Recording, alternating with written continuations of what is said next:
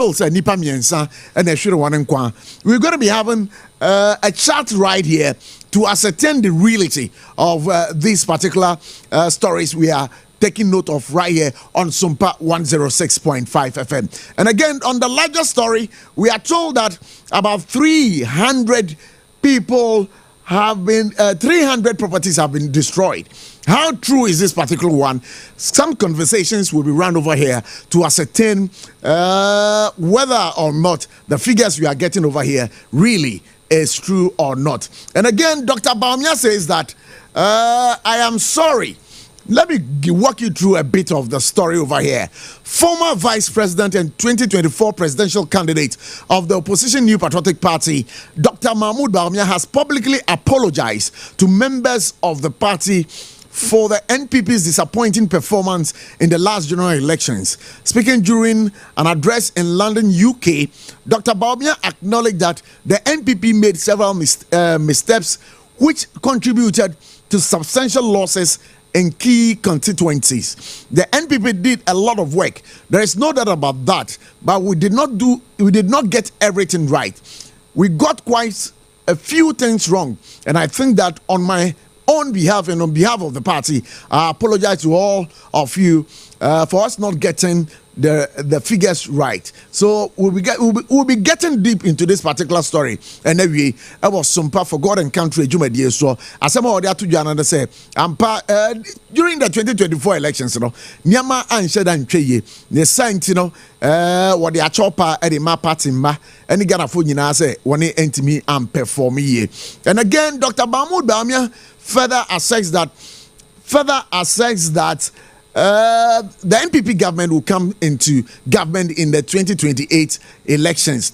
Let me run you through a bit of the story right here. Former Vice President and the 2024 presidential candidate of the New Patriotic Party, Dr. Mahmoud Baumia, has expressed a firm confidence in the party's chances of returning to power in the 2028 general elections. Addressing members of the New Patriotic Party in London during a meeting with the party's diaspora branch, Dr. Baumia stated that historical trends in Ghana's political landscape favor opposition parties. Some of the two Ghana say, Nyamia Duma 2028 general elections, idea NPP nebetimi edi enkunim asembenti and all kasa asemoi or patchra in the 2028 elections, NDC amanyoko what the fresh candidate ebeba na ye Ghana abakwa samwa enya dia fresh candidates ebegina political party bia name ebe pre-presidential candidate presidency na wotimi ewini. So we'll be getting into this particular stories right here on Sompa 106.5 FM. Prepare for more heavy rains. Prepare for more heavy rains. The Ghana Meteorological Agency has issued a warning that the country should expect continued heavy and frequent rainfalls in the coming day. Ghana Meteo for me to hear them say, said in Sodom, Anwada, and as a Nra, Ediagro, Ewo, and Kramam Temua. Yantwe ya insuro ebeta koso atos. And again, over 3,000 affected by floods at Odorna, Sahara. The National Disaster Management Organization has confirmed that more than 3,000 people have been affected by severe flooding following a downpour at Odorna, Sahara in the Greater Accra region. According to a report by our news sources, James Avezi, torrential rains that triggered severe flooding across parts of Accra on Sunday, May 18, 2025, have left scores of residents displaced with homes and businesses submerged under water. So all these and more will be right here on Sompa 106.5 FM. Abochie kind spare parts dealers directed to reduce prices amid city gains. You know that Abochie Okai Spare Parts Dealers Association has directed all its members to reduce the prices of spare parts following the recent appreciation of the Ghana city.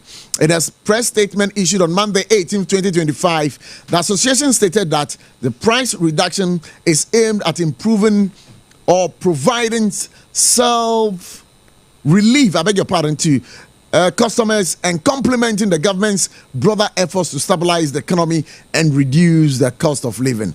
Is this really going to happen in Ghana? We are yet to see. Sir Abochie spare parts dealers, and you be spare parts, one more better so at the Amain. And Tiabusia, waiting come on, ne toja ewo Sompa 106.5 FM. Kai sir, you be a lines no tomorrow. Number of phrases 0260 1960 64 0260 1960 65. You're from a Prof. Abochie, on behalf of the team, the researchers, and again on behalf of my able and wonderful producer, Mr. Bright Entry, we want to say Akwaba to the show. And Kobe Bia. Miriam Akwaba. Bibia Bokore. Good. And researchers, then I'm sure I'm going to you for. Prof, send your D Kanka and soon start to and crane Miami Bebre. Di microphone, man microphone, so I dine your money, my bubune and for people are most people are displaced in Accra here. Now, ensure to Accra had no air come here, me say, I feel beyond stories. It's no more becoming news now because I say, Abaya Debia, Asha, and Daho, I feel beyond ensure to Accra had. Now, Crawford, Kuma Gujim.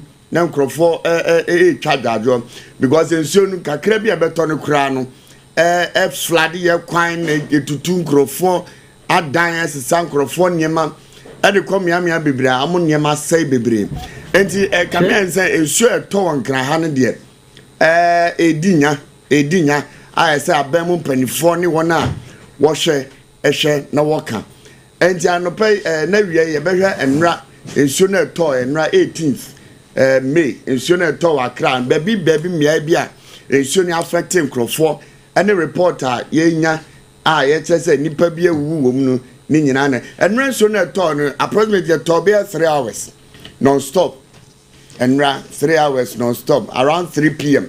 and insurance start say to na and kaiba ye na say juma ye hu ni say nipa miensa na efiri mu adenta lakeside Nana Krum any New Legon and no war Adenta area mo na nipa mienu wu lakeside any Nana Krum nipa mienu wo and Alba New Legon so and also around the same vicinity na and also nipa baako ewuye and opa nyanya ante said domeko abenya so nipa baako ewuye ewo ho. So is that bringing the total number to say to 4? Yeah.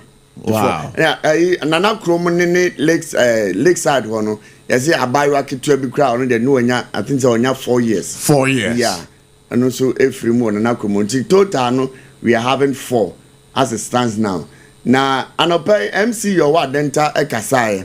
Now or attribute and soon I told hono amanko for free money too. Say yes see a dime SC baby ensuo namoso. Yeah, unim say sound baby ensuo. Unim say sound nkomo yo. Anya ndene sha see o. Prof ashasi ache. Ashasi afi bia. But aban bia ba. Was say omo amwesi dan e waterways no. E yade asa dan ni nyina o mebubu egu. And so still Me kai say last year His Excellency your president your tisu CCI. Na obo aprodo. Insoto kese e wo Ghana ha bia. No de sumo e de board nanado. Eni baomia aban no. Ye bisa say wono so aba no. Obaye amana efe anaso onye ma ne nyefe wakasa wala mene and wakasa osi or the initiative biaba our initiative ne beboa me who say answer we put some committee or the committee biaba say from task force mitigation task force I say ono no obehwe ahyemu kina amoma ya dwuma pa ama ensu eyiri nkofo Accra ha no me who say stand up be kan ho in his statement, he said enough is enough. And the young say, "Oh, man, Penyasema waka say the flooding in Accra is enough. No, definitely is going to work on it." And I say, "Trust my words. Trust my words over here." And then they did that, bang.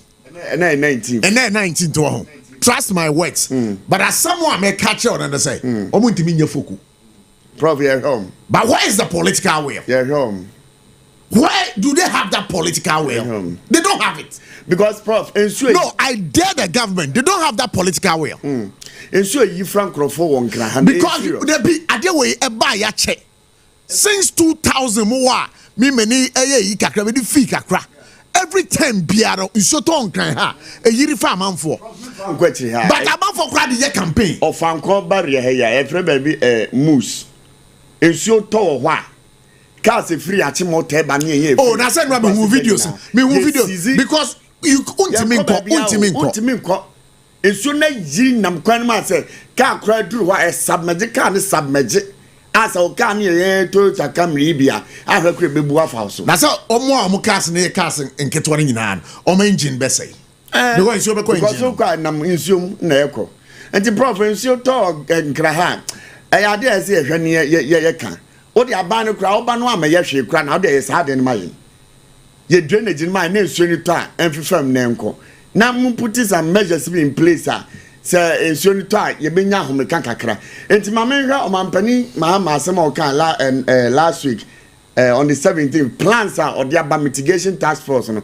or see ade o mo be ni number 1 massive desilting of drains and waterways especially those close with plastic waste and construction of debris enti baby a say plastic waste obodu baby na clog e wo gata ni mu ne sa ne man nyan or say obey distillation e wo ho ama ensuo no anya kwan afem akọ trotro and I say engineering redesign of key drainage systems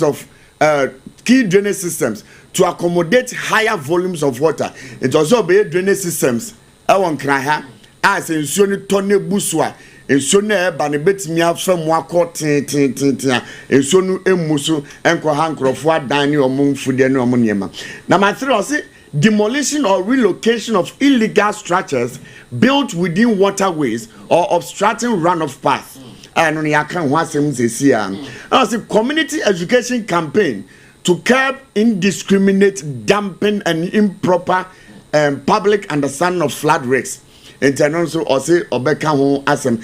And our friends in the chat say integration of flood control into national climate resilient policies to ensure long-term sustainability, flood-prone areas across the region. And also, Omampani asemo kan also bere na ya the flood control aba ye national climate resilient policies mu.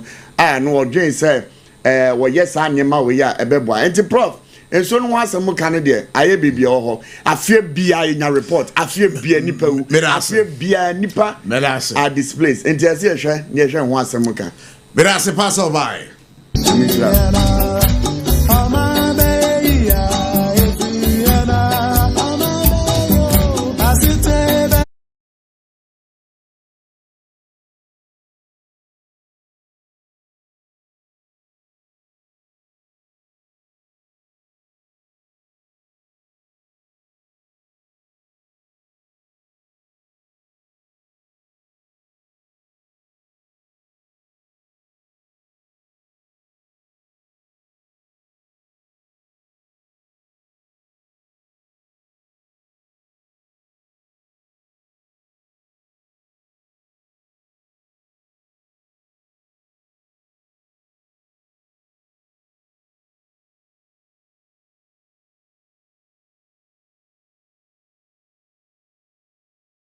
Accra Baba Sompa 106.5 FM. Kai say yenye so no eye e market yapa. Ene Abochie's voice efa flooding yi ho anwa esi e won kran. Ghana ha me hu say ya ye timemfo ya nipa bonfo. Ghana ha timemfo ya nipa bonfo. Nipa bonfo a yeyere no say ye wo gutters e wo nkrankrom ha gutters no anya nkrankrom ha nkwa na wo ebi okuma se ebi obebia bi enso kwabra ne sori a enrua ani bola wo be ye fifie no wo di amerika no akwa hwe egu gotem kwabrane o obo say osobola deche no akwako hwe agu dan mu got him anya no nkwa ye communal labor spirit no enkantete na ya wo a yankasa ye tenasia ye tebe hu say got de mu asi muma ye nkonko yi sa communal labor spirit no ewo he mika hu bi. Why is that communal labor spirit? Ye can say me anawo waso bola adi akwako gu aye gota mawie no o twan say obi na ba yi gota no na ma wo adenti na ye nipa bon force a Ghana adenti na ye nipa bon force a ya ni ye cause problems no kwabrane nim say asase a wakwakoto yi sa asase no nsoto a ohoyiri enso kwabrane be kokoto sa asase no sa asase no kwabrane nim say be bia okwakoto asase no eho flood prone area enso still kwabrane be kwakoto asase wo ho sidan kwabrane nim pa say be bia okoto asase a wo sidan no eho ye nsuo kwan enso kwabrane ebekwa kosi edan esi nsuo kwan nim ade chire nsuo to na efa na no wasa babonten abaka se aban no enye ne nnwuma pa. So why are we doing to us this to ourselves as a country and to the politicians? I have been following flooding since the 1990s, the 2000s, and up to now. Every May, June, July, in Sotoa, a year fan for a one cry. And soon penyimfo yet to abamomu say woman ran no more boy na sa high and free as ono. Some penyimfo nyina no on be nhwahan. That is our problem. Where is the political will? Because on him say okobu obi dan every waterway ni mo a say nipa no e ba say e ba beto aba say nipa no on ebusuafo nyina nto aba ma aban kra akoye sa ade no adentina yankasa yeti ye memu na ye ne ye ekunkum nipa enra nkofo nan na omu wuye miensa na se nan na omu wuye no san nkofo no unim obo daache abofra na nro wuye no unim ni daache e bia sa abofra no obetimi abanyin ababaye mampanyin a obetimi yi amfiye hawo. So why are we doing this to ourselves as a country? I blame government, successive government over the years. Say up to now, omuntimi nyaden and resolve our problem yi. Odo na river na ho me kai say ebebe twemo. Na Ibrahim Amamu no mo say sa your friend say Odo na river no. Omo de sell for free. I remember. MPP amajo kono sorry tia omo. I remember vividly when the new patriotic party came into governance. Then omutimi ye o sa Odo na river no. Every time you show to a yiri because that river no e adea emuesi. His Excellency President John Dramani Mahama, this is not the first time he's been in government. This is not the first time. From 2012 to 2016, go and check the records. Ensure I told a year a far bound for. What did he do then? Me, I believe, sir, committee, what here, one more certain areas to work on, say the bear, flooding, and Sibuno. Sa committee, Tino, Mkakodom, and go see baby. Sa committee, no. They will lack the political will. Our main problem is the political will. Buildings in waterways. The buildings in waterways are major cause. Gutters are what boy gutters in name was now why never you gutters no mu? Why I said yes, gutters no mu every time piano gutters no mu. That is a big problem and a big challenge as a country. So why are we doing this to ourselves? Why are we doing this to ourselves? And in coming out with this committee, almost taking care of our flooding problems, you know. Have they given them timelines within which to work? So that next year around this time, we will not experience this same catastrophe as a country. Ghana, we are really sick. I am inclusive. We are sick as a nation. This thing has been perennial over the years. Every year, you see, every year it happens. And when it happens, we pay lip service to it as a country.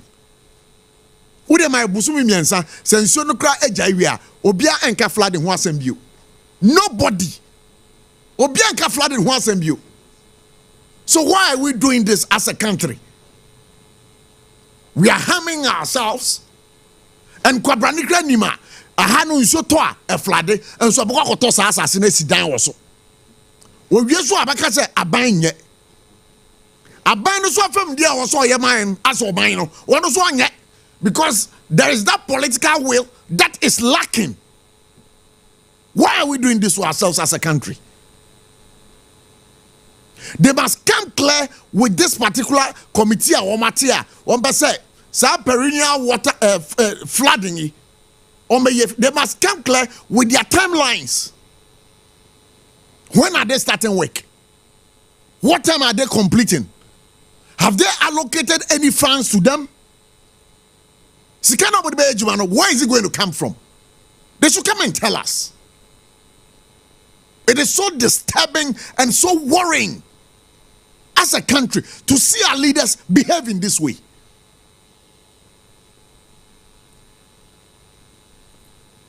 So what I want to say is that put your destiny into your own hands. Make sure say ugatana ewo ufie ni muno. Ube yi gatedum. Ye chire obi say okoto bola egugo tenmu a say nipa no yen chine mfa no police station. And if that person is jailed, I believe it will be deterrent enough. Say the baya sa suban body na baba tena mu no entimi nkwa akiri. Ebusha for me mama ha. This has been Abochie's voice.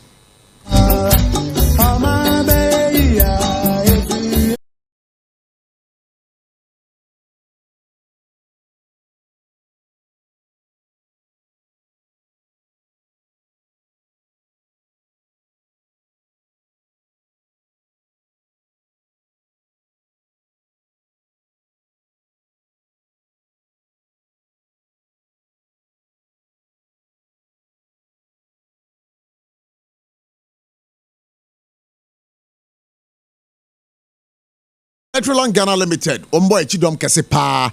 Say Ope Electronics aye papa to dia. Bomodina for with Electroland Ghana Limited. All the brands that you can think about. Say a Nasco, say a Media Products, say a Samsung, say a TCL product. Bomodina for with Electroland Ghana Limited. Your TVs, your air conditions, fridge now, washing machine, kettles, rice cookers, microwave oven, blenders now. That is where you'd have to go. Electroland Ghana Limited. Nanije samna say okoto ade or Electroland Ghana Limited yabema 15% discount. And remember branches no ya to apete e Ghana half and bebia. So hwe mo cha kwan otachimana wo mo ne backside no na di hwere mo. Saso na hwe mo Kumase a omo Kasi Junction, saso na mo Third Junction. Enkran hwe mo Adenta Barrier, Dansoman Runabout, Industrial Area, BNML Complex na di hwere mo. And again they are live there in Sunyani, Mankasim, Cape Coast, Takrade, and Tamale. Bomarding Nafre Electroland Ghana Limited for was 0245 949495. From Ubio 0245 949495. Nasaka, you say, Ahumka hit patch. Hey, say, Anya Humka hit patch, Anka weekend party, Anka Ebemi, you know, every Zemina Mosapu. And one of me say, Miniaba, Akoshiago, Echeme Bako, Midufia. na me de tare so na me ho to me nti mpacho wa honam nyina ya o ya nkanka ma mubu munsa na mo ya se ye mo ya ana mo honam nyina ya mo ya no mo modern na mo nkope ahomka heat patch ye pa Green Light Pharmacy, Mose Pharmacy, Origin Chemist, Sterida Pharmacy, Nisi Pharmacy, Repage Ventures, Moore Cape Coast, Busi Pharmacy, Cape Coast Pharmacy, Honsal Pharmacy, Mwamu Ashanti Region, Alpha Dio Pharmacy, Panacea Pharmacy, Danny Pharma Limited, Mwamu Takradi, Abochie Pharmacy, Knock Chemist, Nimdia Pharmacy, Cabmore Chemist, Meddrugs Pharmacy, more Eastern Region, Winshan and Subio say, Samudu Manichre, Gapson Pharmacy, Drug Right Pharmacy, Eastern Chemist, the Pacho Ubenya, Aye Ahomka Heat Patch, Aye Pa, Nkankan, we your bana ubunsa, na OT Yawa, the Pacho Bomadi Pa, na Kope Ahomka Heat Patch, wow, Hunem na ya, we are Kotobina Fatareso, or the Tareswa, the Pacho Yadia, Uhobeto, Ayen Tempa, Endpoint Homeopathic Clinic. Endpoint Homeopathic Clinic, Asidak Kasia, and Erima Endpoint Homeopathic Clinic. Shannon Subio say, we your bema, we your bar, Yaren Kwan Krobia do Cruachen, Empono, and Yaren Kwan Croda, Yadia, Bia Mekan for Saudi, any betreno.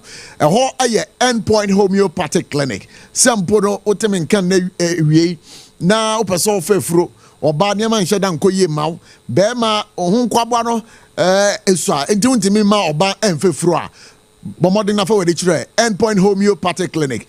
We are Bemana would tear me. Now Junsona would team Junson and Bapapa, and be a friendly prostate. Bomoding Pana for when it's a Endpoint Homeopathic Clinic. Obi or Socrates more and also pay more. Then Saba also sa that is what we call the deaf disease. Remember where to go.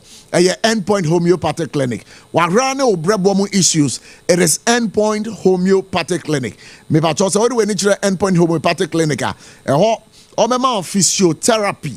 Empono say when ya nyuye anasa stroke na fe na wate apo ana when ya accident afena struggle say obenantia your for your physiotherapy treatment where you'd have to go to is Endpoint Homeopathic Clinic. If you need a massage, remember say number of phrases in here 0244 867068. Where Endpoint Homeopathic Clinic for number 0244 867068. And now by 02742343321. Endpoint Homeopathic Clinic. Yeda masipasu maso asena. And yeda jumedi Ebrem live here. Our Sompa 106.5 FM. Yes, I there two made him say, Winshan Subio say, so person by advert. Our jumedi so akwenya no ho edema. Akwenya no se obaha na on your business department na aba kasa. Na aba kasa na bibia koyia. Na mo de dwaton de no wo de dwaton ade no e de abring na chese ye di ho nkomo kama e ofidie mu a na wanya customers na kai say no num ebo no nine ebo a eye Justice Alpha wono ye nadmo official oba kansa e ofia sasna owura Omari Wadie, former third vice chairman of the New Patriotic Party. So eba kansa wa ha na chese yenene edi enkomo kama on this particular issues ye can wasam menemuka say the New Patriotic Party NPP led by Dr. Mahmoud Baumia me kai say womu kwa probo ewo UK. Thank you Toro. Womu dey to party ekuo nenim say idea womu esre womu pa ma chopa say womu ntimi ndi nkunim in the 2024 elections. Now again they also have said that come 2028 elections, no, idea womo ebeba na Ghana for Abochie. So if you say during the 2020 elections, no, candidate a NDC di beba no, wobe fresh candidate. And to Ghana ha, what say yabako some say Ghana ha, dia fresh candidate bia ebetimi aba na wababa heading wa winning elections for the first time. Ya bomodin na yakwa ahomaro so na ye ne edutieku edin komo or ye weatherman na ebisa na how the weather is going to behave in the week ahead. Minia edutieku ya makwa baba Sompa 106.5 FM. Alicia Babin. Me va to pop to say. What the other one? Good. Hey, and run so di juma o. Hello. Yeah, Me say run so di adwuma pa o. Anya bia mo ho anka nkyere na mo ka kyere na ye nhwe han. Kochi we dey make say una o ye sana. Me na me ye nhwe han wo. Mechanic na mechanic. So ta kochi na ubi bia. She? Yeah, I was saying first. One of the sister station on Monday and the week. I said it. And some of the stations need to one to me free. I was saying first. The two of them and your social media platform. Your other a year. Yes, channel your information through that. And you know, the two. My dear phone. Yo, yeah, but that's it. Now, I'm going to do my social media platforms. You know, I'm saying TF4 and Pa. Now, I'm very interested. What are your social media platforms? Like I said,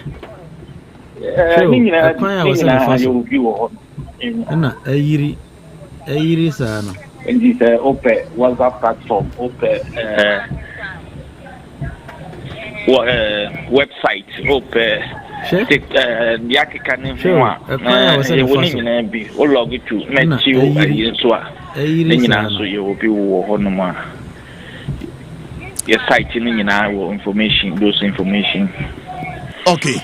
Now, suddenly, you know, a dear bro, a young run. And you know, you said, now what you will me is your best Biasa Tosana. Many the Americans. Yenny was the southern part of Ghana, no? Sure. There will be the biomodal season. And the free base March 1 see July there. You know, now a brassic Accra. September, October, was on the view. Sure. I was on in sooner. In May, June, no. Tito June, Pan, Castia Park, Betimi. A transana first season, no, apart from. And this you know, I was on first. And like I said, some reason, no, and so, when I walk down a tiffin from so, almost soon as chassis, and to top runner, the dear brew and I said, yeah, planning piano, economic planning was on first chassis.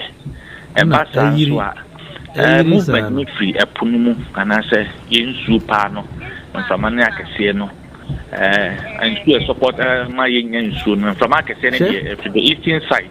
Sure, I was a fossil. A young from any tree, and Puno, I say, Hono, and the air bannon, I just say, from that place to the north, may be a Timinian shoe. And it's a baby a Timinian shoes, and I say, a widespread deal. Sure, I just say, so Timitra Shimuma. This is Sompa. But the me pa ehunu no say na what you wear ye wo mu no nsuo no betina sa to sai biana. Sure, I was a fossil. Yeah. Na titiri wona e wo en kan say me ye hwese weekend ye fiada. Me da ko fiada one of these days nkase ba ko betimi agu. Any man fiada. Expect to say be betimi agu. Anya home. No maka Cassia Parkra and also so ultimately slight to moderate former so a bit to me a gugu. I was the region, Greater Accra region, and co. We watch this a Greater Accra. Yeah, call weekends no a fiada a year memory that any quesiada. Give me a talk Cassia Bako. Now, can we get some slight rains every net a copim if you die? But what do you have to hear him say? Yamia Duma, if you da memory that any question that is to catch your back with me as I talk. I know maybe say every net a copim if you don't know. You bet me slight rains, Anna. Oh, you mean, just and yes, in soon, train for Friday in Kwana, Saturday, no. A choir was a 3 and Kunina, no. There be a very intensity. Everyone man no bedding. Everyone so about pity credit. Everyone so a mobile do Accra.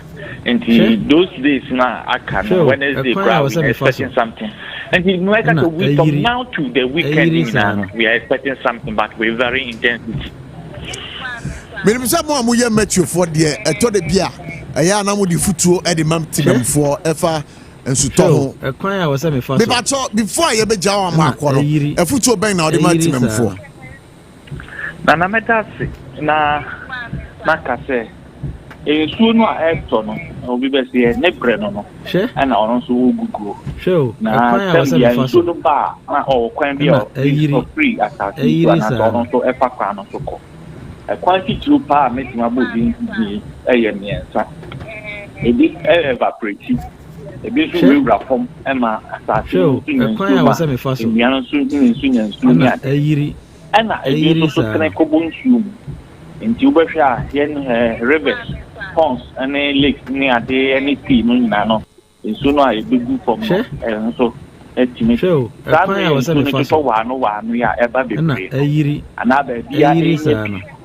A yana, a piano, a yana, one in the and evaporation, rate of evaporation, our form. The ensuno to do no me into Tunco. Show, yeah, I was a fast. Let's answer to the dia, Amasa is a treated.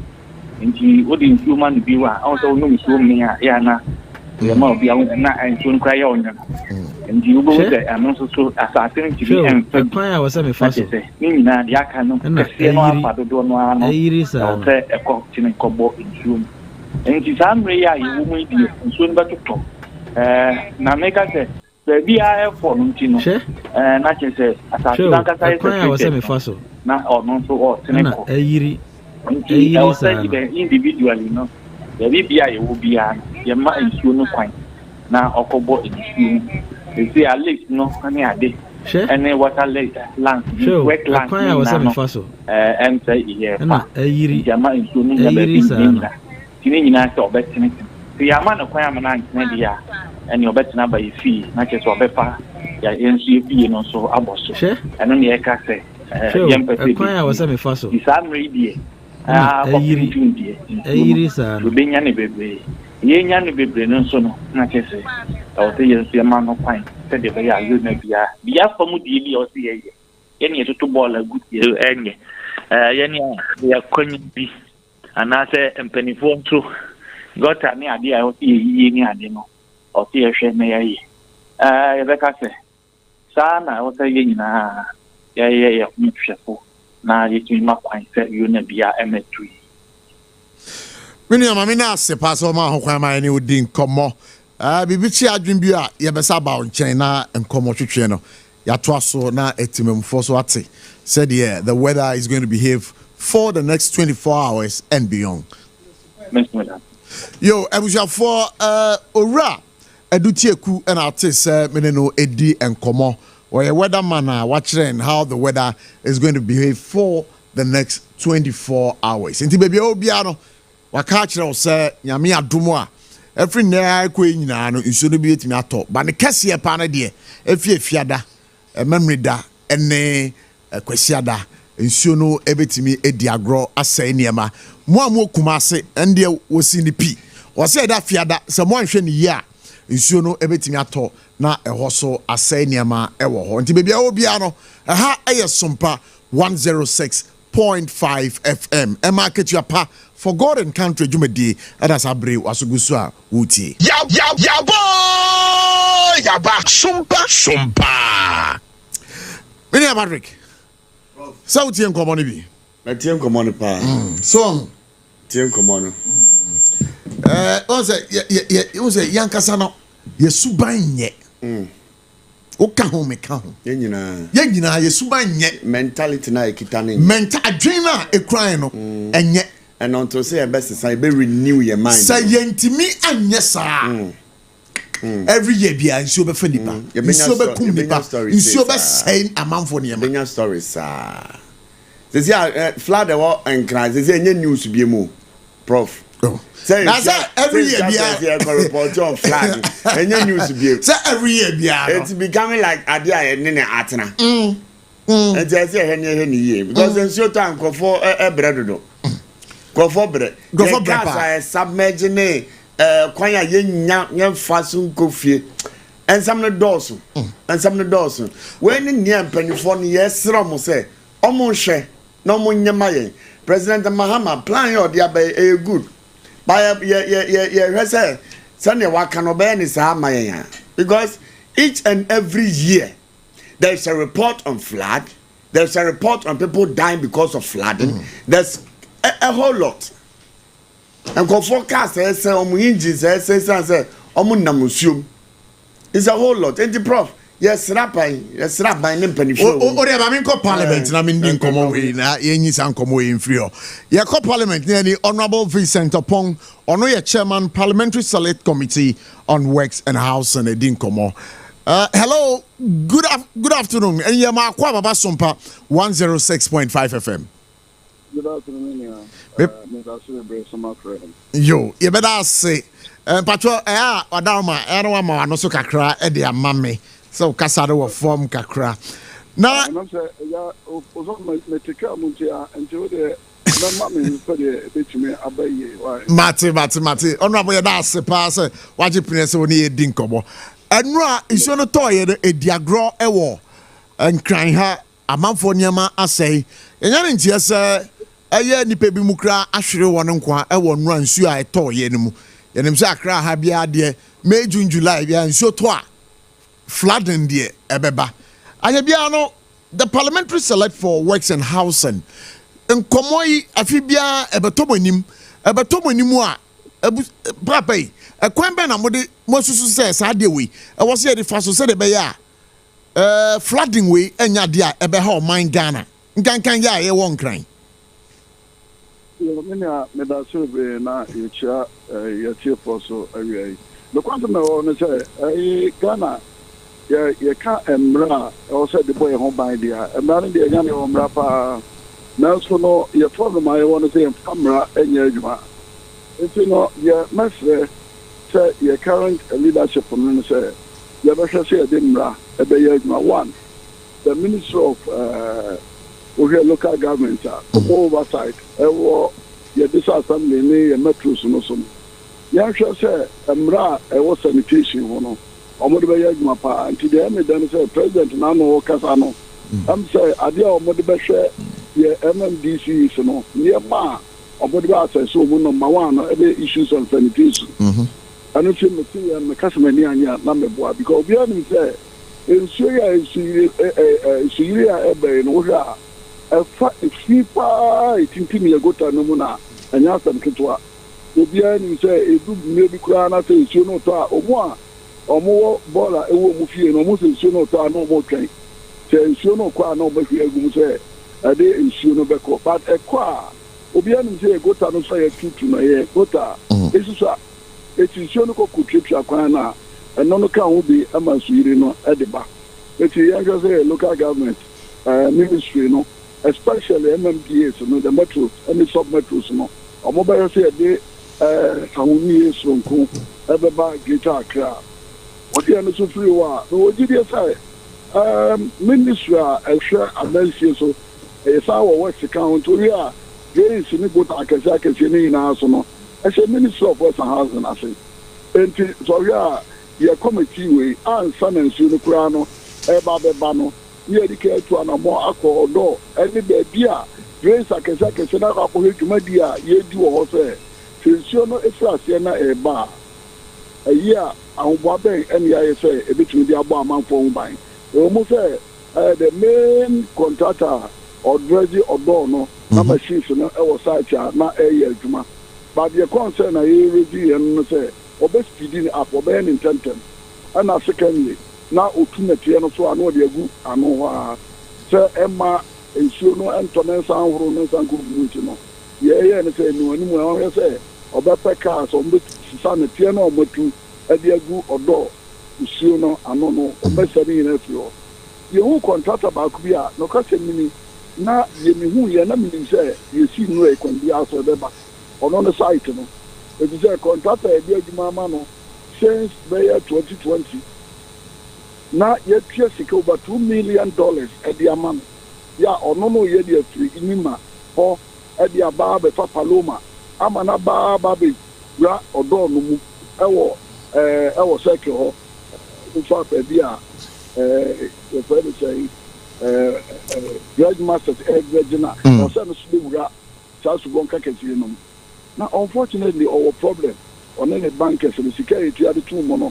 I'm saying, no, they can be. And then we now access to the money. Is oil, which is money in you. This our report on the answer. You better give me to all that report now. You better invite a member minister and I'm about bringing another money update on all those issues. But what did you say? Okay, the minor drains in a war will be drained here. They are clear all those minor drains and I need to say flooding the area on it be intimate issue. But the major places are you know, apart for your friend say around or door. And the baby and previously flooding in this time, you experience flooding, I know the buying. The thing in our talk could deny the past. Among for you are dying away water. But yeah, and you are dying. Let us see. It's a president. I give that instruction to the minister for a greater regional minister. So, money say, among for you are dying away water which be ano. Let us be clear all those areas. Etinya Boama, Etimen, Instrument, Issue Party, Amana Akobebia, or Seco. And I thought, yeah, that project now. One major a year, also Omuyan, you'll be a kind of detention point. Baby, I see the other, you know. I will see a 2 to baby. It shouldn't be bad, a bit Mako Drivina, or Kraman on here. Yamba, a friend, when I wait my home, a lake, not the chrome. Lake, no so never be I said you are a sighter. Yeah, they a wood at the boom. It will surely be a critic or Accra within Accra. In show about a bit talk with region one, a bit Nabuama, I reduce to show no more dinner. Yana do Raman for a demo. 18 or Oshare. There in a view your contract now. Nanka Gary Diano, a view. No, your Busa is all, Anna, your twin share compensation almost 5 years. So, I project, you know. Now, there's so much compensation. So, why are you not constructing? Baby, the Brewa, I was saying, it's consulted here. I'm out for a trailer, as she said, dying at the see those areas. Also, all those in nature, or boy, as I say, no, market certain places. As we're taking care of that. But about get I can now say land in the boy, you know, Obacona, Mount now, yes, trailer here, the structure. Yes, I know. I don't mind a crew, the be sugar to the arm. I'm a flood number 18. It was a leadership. We need strong leadership. The dear man was start down one. And yes, I could Musino. Ya Muni permit, you know. Say, official Momo permit, so Musia. We should look for those people. Sure. Now, your family, a new woman. Yeah, I can't be at me at your pet. Not they work scot free because can be a Chicano, I shouldn't say your best Bunipano. But you depend more model land than your Sanke, baby, I did days. Yeah, or pattern the amount for model development. A created that situation, you know. President Ama leaders, the current leadership, you know, President Amamu said, we should put down all those others. Nipa would permit to look for them and punish them accordingly. Discipline is our problem. Oh, Greater Accra. And Ra, Yemisumo. And no can will be Nama Greater Accra. And yet, for that. If you are done with him, then we keep on building. Insurance, you are Yasiaba, Yabeka once a while. Summary, a good ra. I was all more from Rania, your mamma, they do. Say a bit more protected life and property. We can't every year be intimate near account once. I don't think the way to. Honorable upon one issue, and so a hard dream pa a year. And then I monitor a conversation on so many platforms. People are of the view say, "Aye, ya candy for one more abba as presidents, you know, omo lack political will to prosecute that agenda. Say mpo no obi asidan e wo waterway asa dan no e wo say yebugu. Sa some way no. Honorable, one year kasa no wo mu dikana. I'm say yahwere honorable every ahomano so Honorable Vincent Upon Honorable Chairman Parliamentary Select Committee on Works and Housing Abraham Mokase yahwere no ewo ahomano so menu na me no wudi nkomo bi Prof yeah nsane ya kan ensuyire wo oman mu de ya semba ne yensu yetimam fo no yensu yesuban bi ka ho se woye ball afirifie na ensuo to no akogya gum se hwira na wadwe kra nkyere wo se ade na wahwe gum ensuo no it has an end I betimi akochoki wo ho ama eno so akosi problem enti yensu yesuban na ye de ti oman mu nso sabio esi ehwa ne ye yemma ya adwene sisa Romans chapter 12 say be ye transformed by the renewing of your mind. Renew your mind sisa wa adwen na eniema bi a wo ye na wa nim se nkoyie yeah attitude ye ne ye eni ye suban e wo se yesisa. That's right. What's that any honorable cause asemba ko kan dey say yetimi ye hwe han na bibia ani kwan say yesi dan si ho no na kwa brane akwa akoma permit na yesi dan si ho yes nimpa za baby okosi dan woni nimpa za baby akwa akosi dan si no nsuo nam ho prof me fa anko chiro ayi echire ha sei domi echire ha sei so o ko Taifa junction so ko Taifa na so pese o mfa main road na o fa echire ho a edan bi si ho na edan ni a te say me laptop ya gata na de chire ni nam dan ho sei data kesi o ena nsuo na yira na etu edan na se enti da bia me twam na me drum se enti nipa o ti dan we mo Sompa dachi bi edan bi nsuo betimi adwiri edan ya ma na aso de bia do nipa tim enti yaye adonke bi ne edeti oman mu ha ye suma ne ne ye no enye ba ojiri say yeti ha pa His Excellency John Dramani Mahama aya committee a wate say wo mo hwe say adwumadie no so no wo betimi nya saa opepa no pa de aye Prof and no de ejina ye mampani ne ntia o hwe ya oyi saa enkrofo yi na I strongly believe say the way you so my adwuma ne by all means on by adwuma to our satisfaction because hadwin ye papa kasa ne ye papa ye ni ye interview no kasa no ka free nima edeba last palma so no oh prof gata kese bi da uduro pa na heap of plastic waste I gum some na me go school ojiaje ho na me wie school ti da bia na me nam ho na sa gata ne de uduro ho a enwura gum no paloma yeah enye easy enti na be am drum say hey enti ahemfo pa ne timidi djubate but I just want to wish the inter-assembly coordinating committee on Mampenyati no I just want to wish them well yeah because the tax ahead no enye easy enfam mom enye easy enfam mom because adwuma na den ade hard because yesuma ne kran so grab it mi kwa pamom yesuma sa wo yi adwuma wo yi yam yi adwuma na nipa da bia ultim no de bi begum da bia ye tigata mu so da bia gata mu ye tro enti yanse san yesuban aso man na sika bia ye waste for ni bi hono but jina line no so mami eni nkomo we mbra sese a but enya Richie amo anaite e wo ahoma no so a ye ne ba be di nkomo oye Nadmo staff e wo headquarters ora Richie amo a ye ma akwa baba Sompa 106.5 FM for God and country.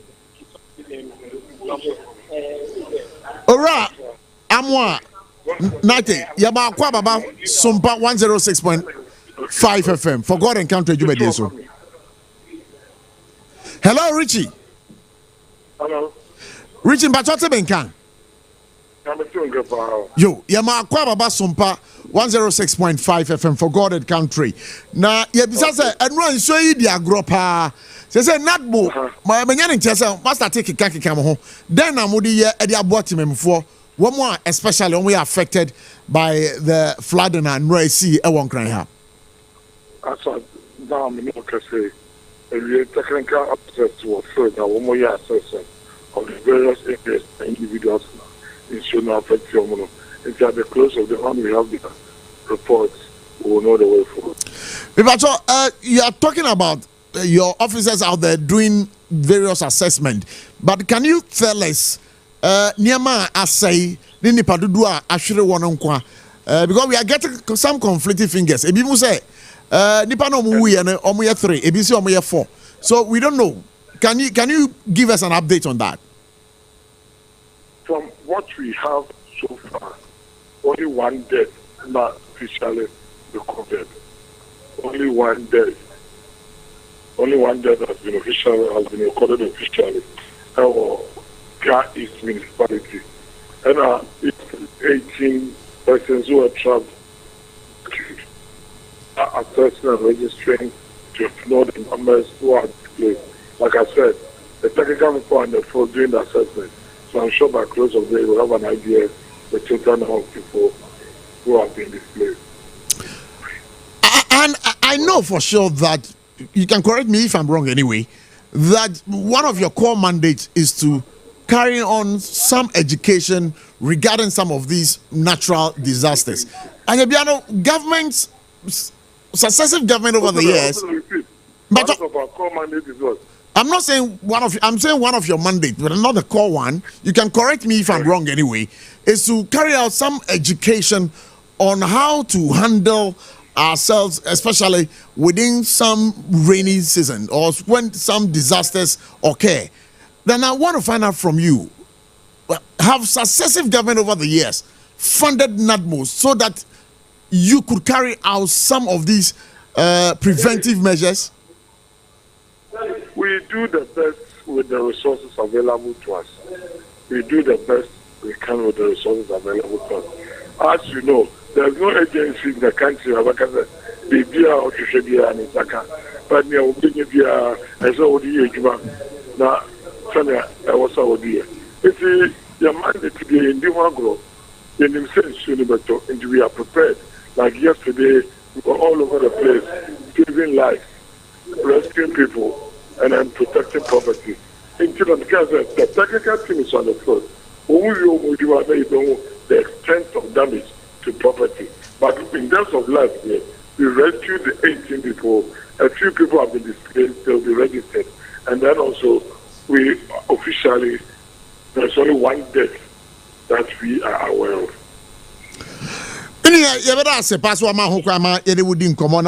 Before I jawa ma kokra we want to find out from you. Won send am person mo ka chere timemfo through Sompa 106.5 FM anam. What is me pacho obetime episode bi mo na. Me pacho asaba me bisa na say ye den komotwetwe no e ba ye wie na wie. Now I don't know if you have some kind of information. Person de ma ayetimemfo through Sompa 106.5 FM. Yes. I put two packs on the moment in the phone. Sesiano, I hope you are Sompa FM. Until weather updates, any weather warnings, Now, so you turn Nigeria, move the Senidia and so we also show here, 19 are dangerous. In the part, the Indian tears of films, a basket and no tree. But a piece of insurance, they call so. Now, insurance farmer. Dangerous. What they go be seen on 4x4 or they couple dangerous. If you keep a bit in Sunday, or their back and check in Suno about Tinaco, a Tinaco with him. And now that find alternative routes. Find alternative routes in the use. And no, not well, says over is pro. Now, in Suna, in Yensua, it should be at the because in Suno, it would be a wonderful offer. Sometimes, and more, it's a open more, so making me a foot on the who may be in Sunni year, which is a year. A year be a valuable, funding go from my name Kosovo. Now, see who are papers to sell bank papers, certificates, hospital document, financial document, here to be a fashion plastic rubber. So the very free to Sompa is sooner than and sell. So we have put a car to maximum for Zambia is sooner as it said, oh, baby, it's 3 years. Now, so 112. I should be at 112 emergency hotline. And now says 0299 350 030. I don't know Joe about that most street. I'm a baby, I want to above for back. Meanwhile, where last one? Any weather forecast? Forecast tabi ekasai from Ghana Matthew. Na wamaya so to say, nyame aduma edafia da Saturday na Sunday. Nsu kase bi betimi asa to nkran. Nti me GDP say eye futu a wo de ama no. Ade atimemfo befa said de be ya womo ho enkokyere omo wabra nsuo no ebe to da edi enim. Nti ya da say ma ho kwan ma ye ne wodi nkomo. Yo ebusuafo yene owura amo yate na yene ne di nkomo no. Is it latte or yate? Yate.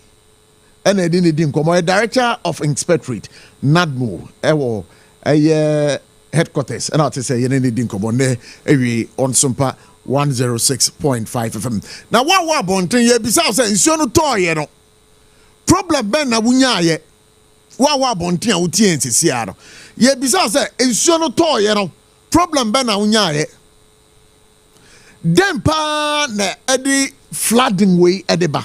Me ba chobet my friend was 0260 196064 0260 196065 sisia when the numbers abet me afraid so na oni yedi nkomo e was Sompa 106.5 FM for God and country me nim say de edran so to on kran ha no so di agroye pa enti yes say baby a wo bia wo te enka bia no my enti unka wo area no na affected ana. Let us know and understand so we can communicate this to the appropriate authorities. Said yeah, mu hia mo bi wo mo area mo ho a ye betimi de mo ano abremo. Number of phrases so no 0260 196064 0260 196065. And you can call and be a part of the show right about now on Sompa 106.5 FM. Numbers in bio 0260 196064 0260 196065. Patrick. Oh. So what's you? But advice now, Papa, ne de mayen no. Aye ura amo yati e de mayen no. Many agent hu ye pa. Was it certificates bi ne ne bia? Was it fashion politin bag? Na me nim so anko be kan say, what certificate ne ne bia? Upload it into your Google account. I don't answer. Prof. Oh, I don't answer. I don't know, but I don't answer. Political bag, they say you to That's you grab it to your father. I think we have to make use of the technology. Yeah. So, of course, scanning. Says you have phone card to this scanner. Oh, that's me documents now. Before I'm in scanner. What is scanner? No upload it to Google. Yeah. Anytime you are here, be our phone. You are going to phone for fra. Okay, need Gmail address na iCloud na or item na the two oni na ne mana de go nyina on sabesaka I know yes right here for politic bag na politic bag nkura kwori obetu gaga say na say politic bag lado nso no ya ebetimi afa nso no betimi afa na sky o document ku on laminate here o laminate na nso politic bag ni ko rema a che nso ni ko ra politic bag na che say document no ase anu nti ebesere scan it and the technology about go to Apple store go to Google store download scan Apple scan Gmail scan na scan o document no o scan ya for Google o Gmail mu and as o Apple so anytime bia o here bia betimi akofa na polythene bag no de shame ahwa na ensure na kowrem Prof akasa no otu efo nso or the numbers be to ja o say no say Who baby na say nsuo no hawa anu me ba producer hwe phone na dey pick course no why because me hwe enye we because my friend so number the cra continue check it what I have phone number no Debbie me the producer can send you until check it because your phone lines no 026 that phone no mo fan brain go studio 0260196064 0260196065 na ya fa enye djuma na Papa, that's a block. You find documents in Van Robin.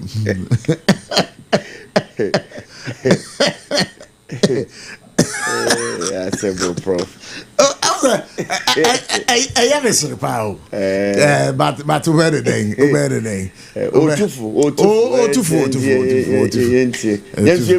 Yes, you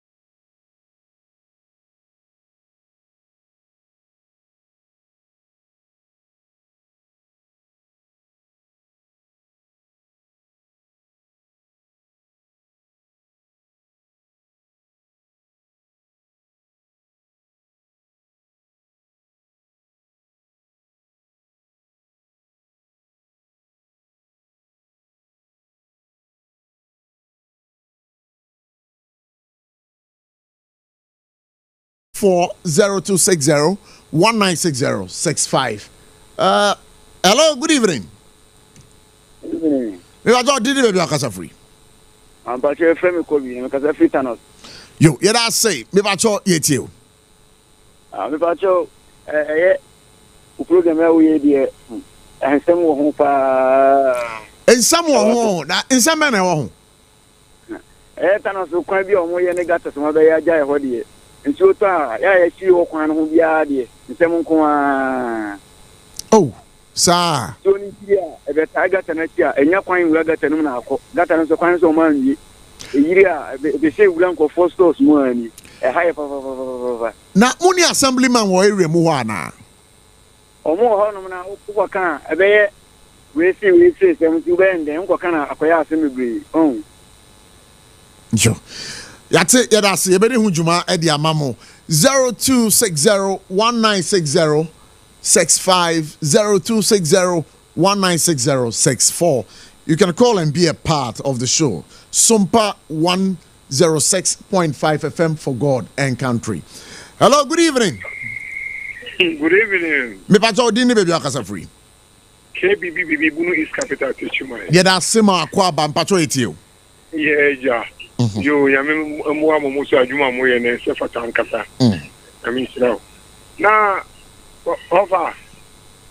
Say, maybe saying, Obia obesity be a edgy permitted, and yes, you won't say obesity, na a feeling of my feeling, and I say, a from and a what top lot, no, yet your mano, and crata, a chest of it, massive in the sea, na a desire how we a bar.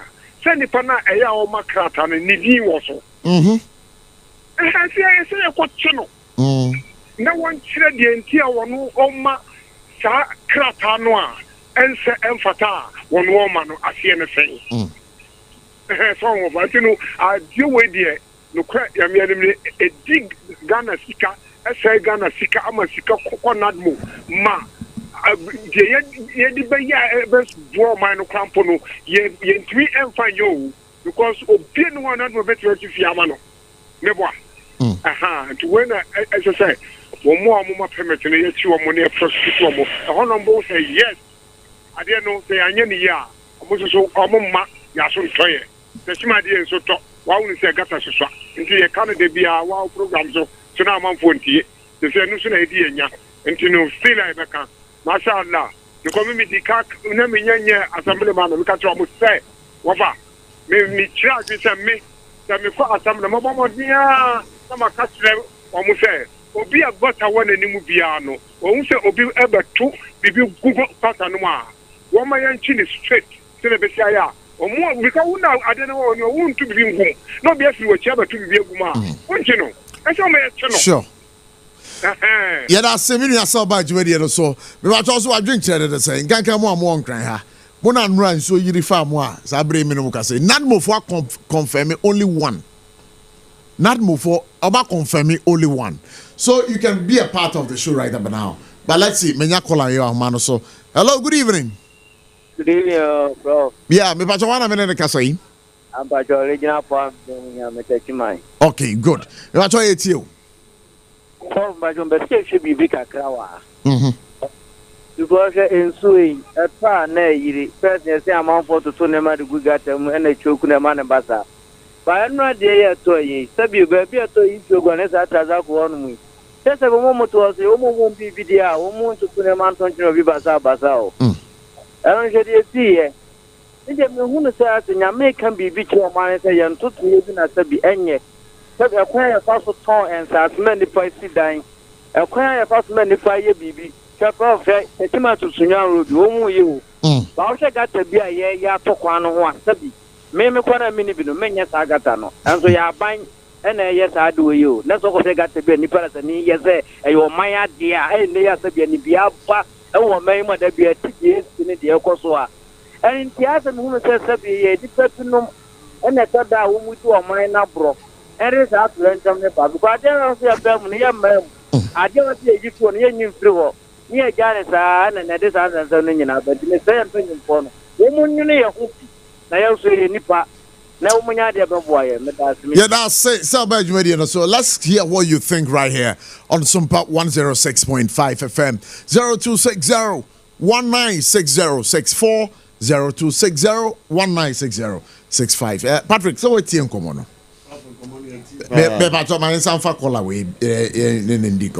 Hello, good evening. Hello, good evening. If I saw your friend, me Auntie, what am I talking for him? If I saw me free to be room number 1. Me pacho anyway.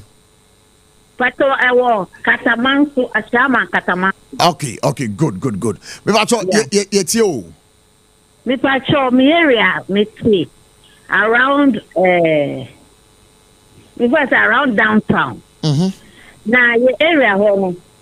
Obewaton asase a eda gasa no ama krofo na omo block ye nyina nti eno enso etoye no akoye dem aseye niema fiti nure ye pepa dem saa ye yi mattress bibia gu abonten even dam bi wa ha kwa ye si ni pastor Minimum I drew in national ni pastor to me wa no pe mo yi ni pastor 3. Wow.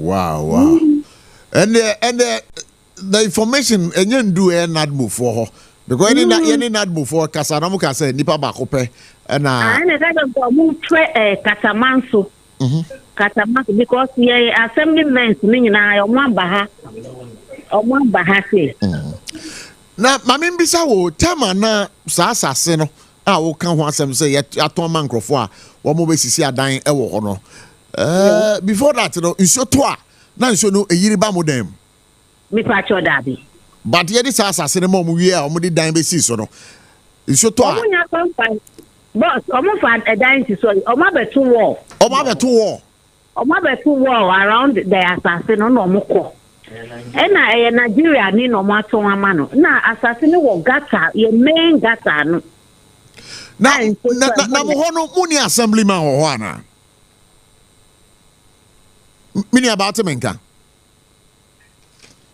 but your videos na send ya mama why wo videos o be send ya man but na ebisa se mo ho no muni assemblyman ho ye wa assemblyman ya friend o mo ba ha say omo say omo be omo trust omo just stop what is nkofo na wi adwuma nti no eji say ye throw letter area half for ye throw letter so we don't know what is going on omo say letter no mo throw letter na kwahin omo say ye throw letter no ye fambro omo no omo chief executive and sign say if there will be a demolition who say your official Mudi amon follow process no na mo follow process no na mo kopema your number if fresh so ye beba bebo mo why me patcho ye da se pa se ba fa videos no sending fa videos no sending be ba to wa woti enka so area no how was it affected Sompa 106.5 FM for God and country 0260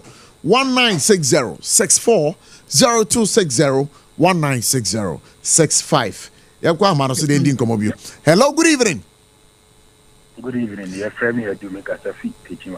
Okay, Edu Techiman. Me pacho yeti why Edu. Yo, me pacho me pese me kanfa niema mi no. Me pacho brother ba ko no friend wo ka gata bi ho asema ye no teachima sunwa road ne so. Enti me de question na me bisa ne say ye nyina ye hu gata ye o ti mpanyufo yi trase ama nsuo kese a efa ho yi ya be ya de afie wo ho na tena abetwa faso agura nkofo dam na nagmo asen asɛn sika aba be rescue nkofo ana ana ade ba ko so a edi Ghana nya pa ye nyina me no nyina ye ka ho bi ni se contractors a ye kwan in the form of political way ye the kwan ma contractor otu am na wo pe na wo the last time we lost one of our friend e wo kuchongu kwan so na contractor ye azuma okotu gata kesi a ewo kwai dan fi na oja a kwai dan so togu mu na o drive car go shebu nti wo why na ye kwa ko blame no media misusu say they die this kind of political activity say a hwe na ya send me pa e was wo ye no wo ye ni ya ye jire be ko so amai me da say do so about you no so what do you also think let's get a conversation going on 0260 1960 64 0260 1960 65 somewhere on somewhere hard dream one crying hapa any mia ewo on my muha afanan bebia what do you think? Let's get talking right now 0260 1960 64 0260 1960 65 hello good evening. Hello, good evening. Me bato udini baby okasa free.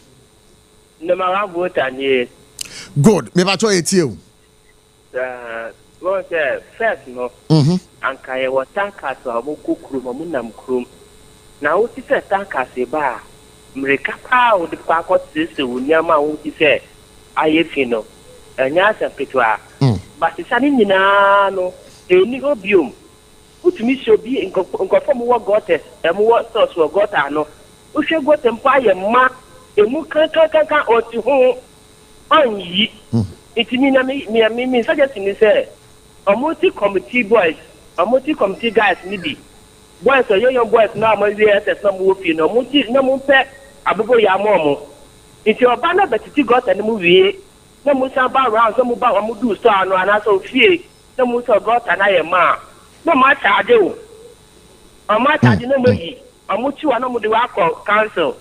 So ya say town council na set me babium. Because udu tetima pa wo hwe city town park or go temu pass na mo ayema. Well, as na obroni store anybody nyina di ba na mo ayema na green mu kan ni pa to store wo ha all the year why store the to na ma diska. It is an man say the baby man then it is the baby boy without it. Mr. That say pass back to so what do you also think? Let's get talking now. 0260-1960-64 0260-1960-65. Let's hear your voice on this perennial flooding. It is Afibia. So that's what it is. And here from me, Prof. Abochie. But as we'll be looking at some other issues right here. But let me have a bite with this caller. Hello, good evening. Hello, good evening. Maybe one minute, Kasai. Kwame, Ekasa free Juno. But what am I patriotic you? Yeah, me pacho. Yeah, me bisa say Accra is sure a fan ko for them. And yet first time I see Niana. Adia koye se afibia ensuo yiri fa ewura nkofo dem ensuo kunkofo say properties enti ko bibini da ben na ye be sesa na da ben na authorities ebe sorry say adia say no once and for all na we are losing lives always you propondu we are say na we buy we are say na we buy we are say the authorities na ye hete ye dates mu ni ya kwan so ni ba ye o se nsuo fa no ebe fa ho ye di adwuma na omudi. It's like government workers are pretending to work, but because if you look at the private sector against what they are doing over there, we don't see them working. And you so lose life. If say a course of client, kasa ye subaimu, na ye si be ye gata buno, ye course one have a gata na a dynasty ho. Now say I any political ways. Ya mi shira yina, better happy. Mr. Medase, pass over to radio. So 0260-1960-64, 0260-1960-65. Let's see.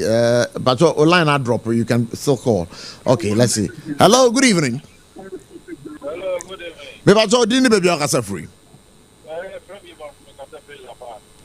Even Casa free la pass. Maybe I my inti way.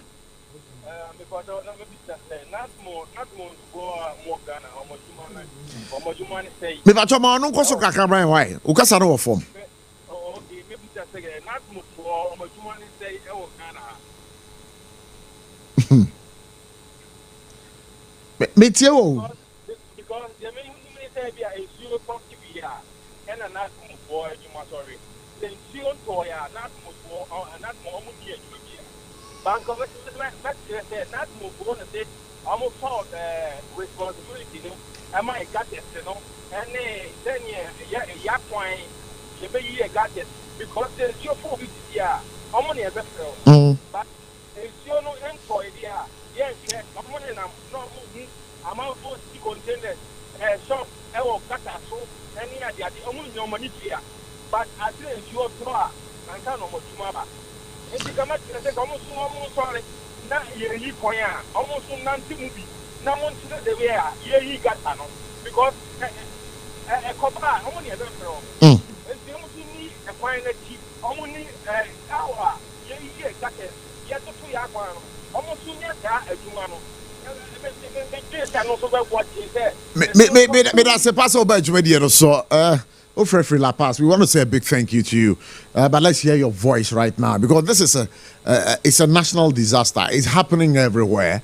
And then, so one can want someone. Or be this is the time for you to also speak on the issue. 0260-1960-64 0260-1960-65. Patrick, is it what the amount for consent on where is it?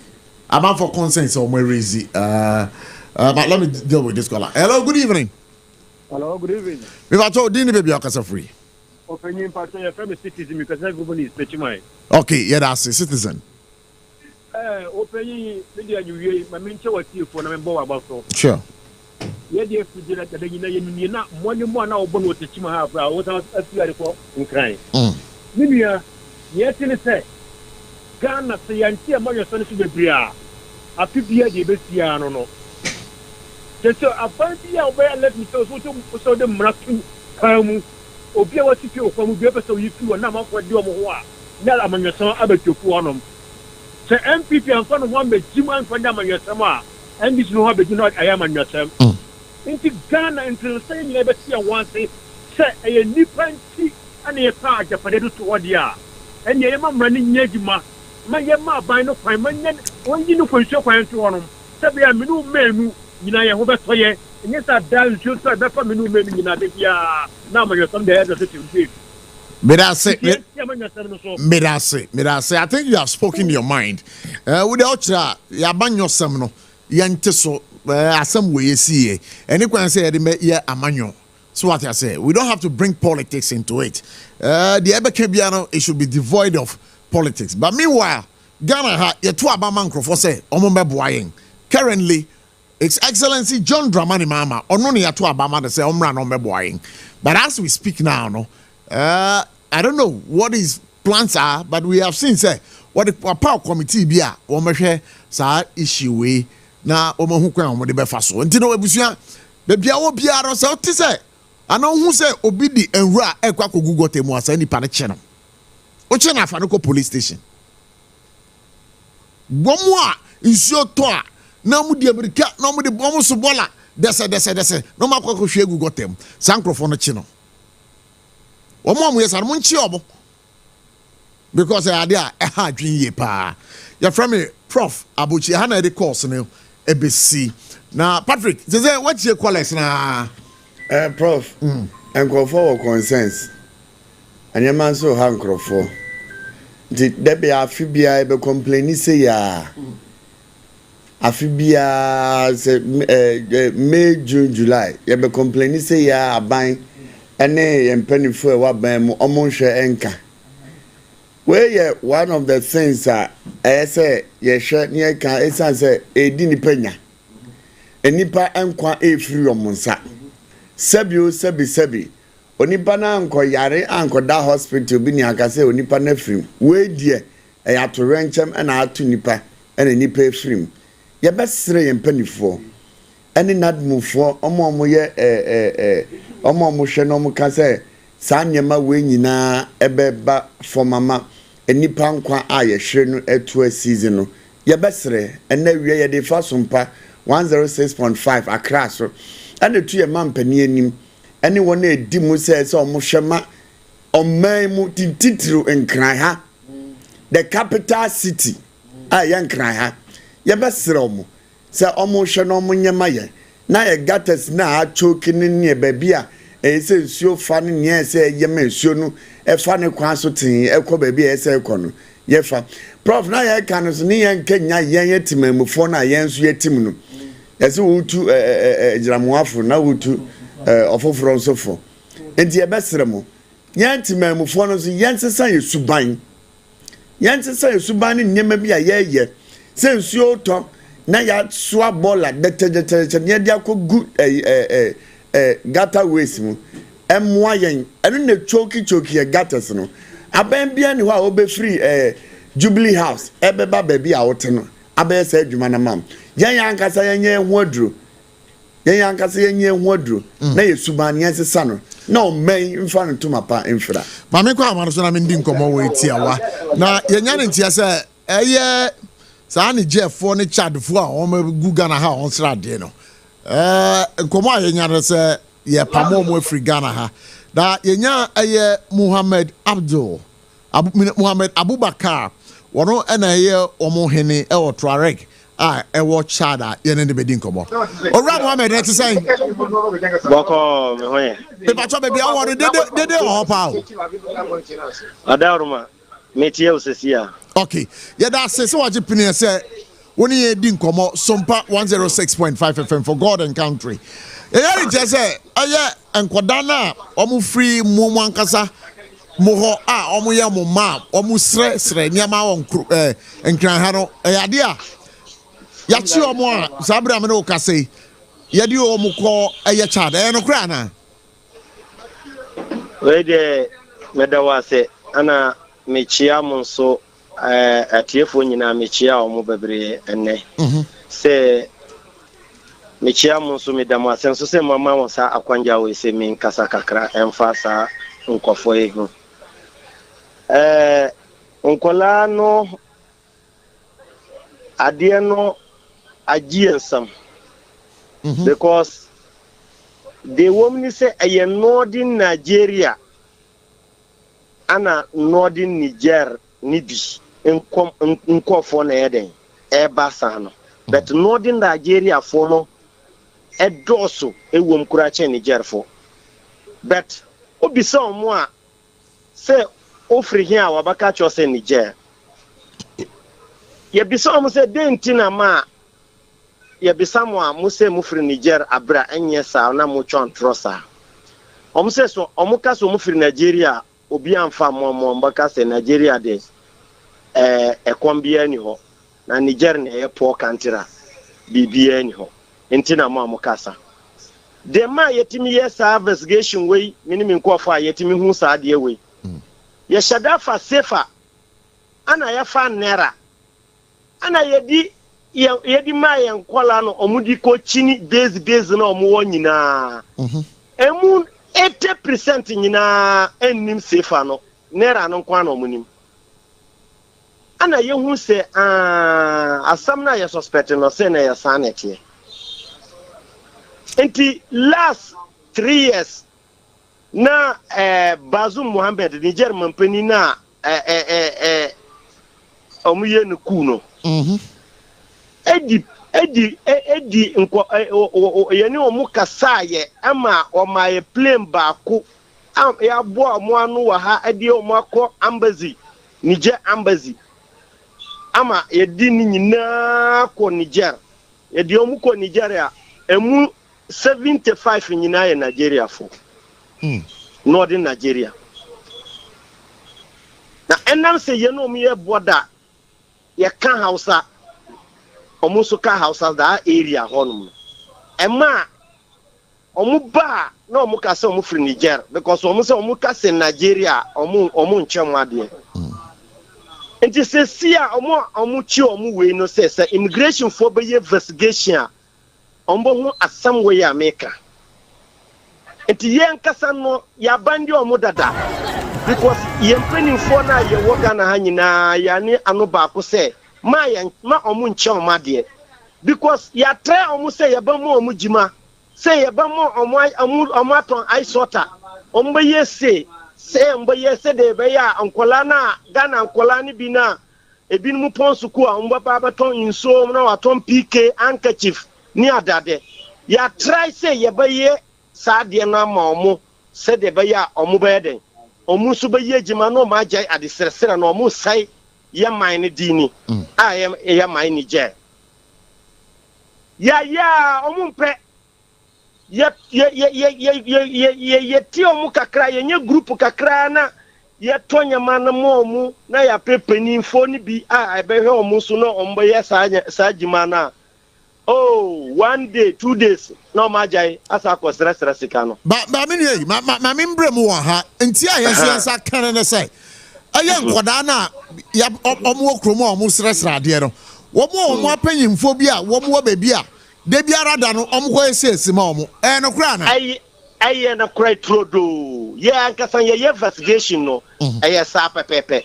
Na de ye ya pa kase ne say group we Emma Fuka etra yedi ya true letter ye no kasa sesi ya true letter di akoma embassy from last year say Niger say emu be free Niger de Nigeria de ende ye ni hu tubi say Nigeria for so be di hujima say border na omu cross so eyeden eba no omu nti asem omu cross border na nyeden emba me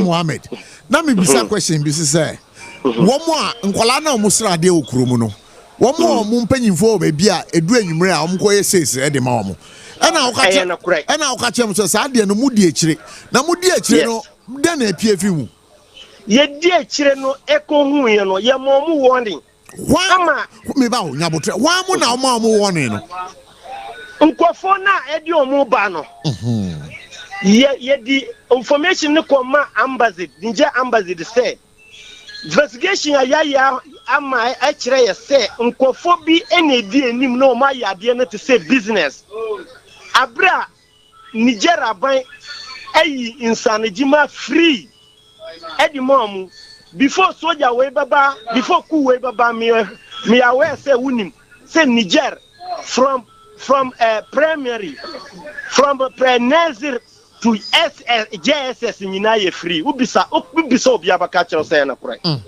Niger from nursery to SS nyina ye free from tama yenya independence to now aye free tama soldier ni nu suba ye no me bacho insanijima me bacho nyabotre we nyina okay e wo mukrom ho wo nim enso so no wo bankran ha ebesra de na se de ye hu se eye mpanyimfo bi a wo mo hihye beebi na wo de sa ankola ne ba ha mo besra de na wo nya sika aye business ama wo no yasa nya ne ntie se enkodare bi a wo mo de wo ba kro edue mu no ebi mo ho mo de wo ba wo nyade ebi akola ne nsa kra no mo twa akola ne nsa ebi akola ne ni kra no ma shela apa akola ne ni ba ko no mo de na begina ho no osra de eno so mo de akira na say investigation aye ni say na nkola no mo di ba no dodo na anya omuma enti woni amobro bia di ma nkola no so ati ase omunya sika na no omu hia enti nyabotreu enti dodo na nkola ne dodo na omo de ba ha no anya omuma no ye hu nkola bi se ebi wa ne nsetwa nani ahono na fu adro ye nya ne je se eye businessmen na omo de omo ba no omo sheda ye nkola na saa se da be ya omo ba gina kwan ho a mi am ye Ghana ni mi hu na a me kasa kola hu e mo bo ma me nche ni sika nkofo ni de chese mi hu ekuma be na nyankopon edi amomo se nipa mpage magise adesre saa de no eye ama yentimi ndakura eye mpenifo aye leader for Niger people ewo Ghana ha chese ye hu anura ya ye hu meeting wa Accra anura ya ye meeting ewo Accra for Sadia we hu say ye be srepa say Ghana ban bay edi inhihye pa baba for sa nkofo na moye agent for adisre agent no omumpe mrapa emodin edi amasa nkofo no na sankofo na omudi ade we ye business no omkofa nkola ne ba omudi ye business no se u kasa no ka se bako hu bi mu wa mo warning ade na sankofo mo report o ma police for am enchiro ene kura sam ni se yedi report no ma Niger embassy ama onunsu edi wojima edi kratani eko Niger odi kratani bi ascendi Niger a wo twan se mompeni na wo ho sesia onunsu edi nhihye pa ebeba na ma hu kwan ambafa so a omu di omu nyina abako debi sesia Ghana ban so asori nyabotre sesia wo Ghana ha ene wo hu se kwa brane we nipa so besi wakofa nkola free Niger ba Ghana omo asresra ade e de akwa at the end of the day no na omakwa sales e de amasa penyin no moko hu penyin no munim se Ghana ha na ote ye wa post for ho ade na sanko for the moon report o Ghana police nyamie nim na kura yamfa ye de mi ankasa de ye investigation nyina yamfa report nko ma Ghana police ye report no ko Niger embassy debi se nyabotre minia se o ye ne sa na se mo ankasa no mo protect mo ho ase mo protect mo ho Ghana ha ye wo mra wa ha once ufri Niger wa ba Ghana ha no na cha se ye mra no e na ebedi ye mra na ekoba so what I say ati se wa hu bibi se a e wo so kwa post for amane ne e kire se ni pa na kura pa enti da ba na ko ba post for amane nyamie nim na kura ye de sesia nanu ya na ye meeting no andura ye meeting no Accra ana o mo sesia de immigration for na sorry o mo so enti yensu ye say ye be choro krata region bia no na de akoma original minister say adia in Ghana immigration nhihye a wafa wo person wo ye ema nkofo we se mbagya saade we no ye foaso ana ye beta mo chinso ama ade no atimi awie peye aye se de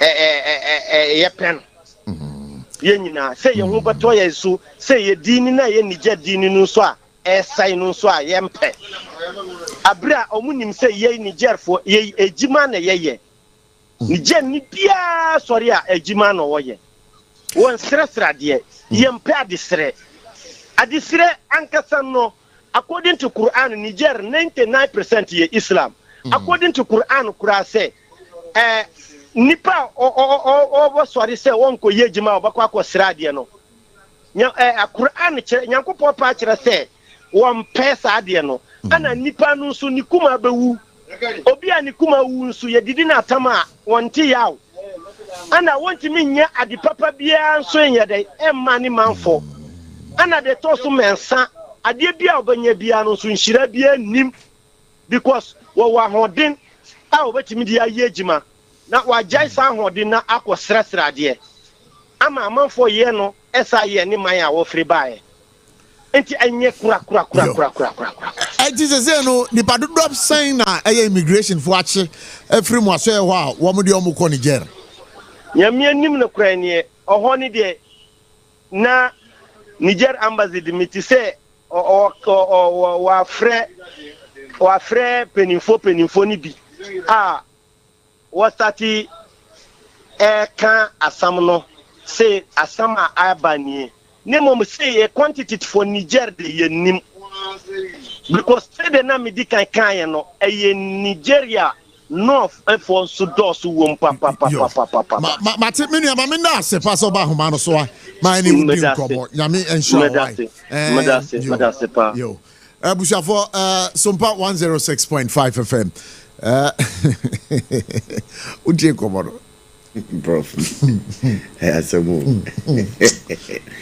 Asamu. Ekwara omo kwan ho de.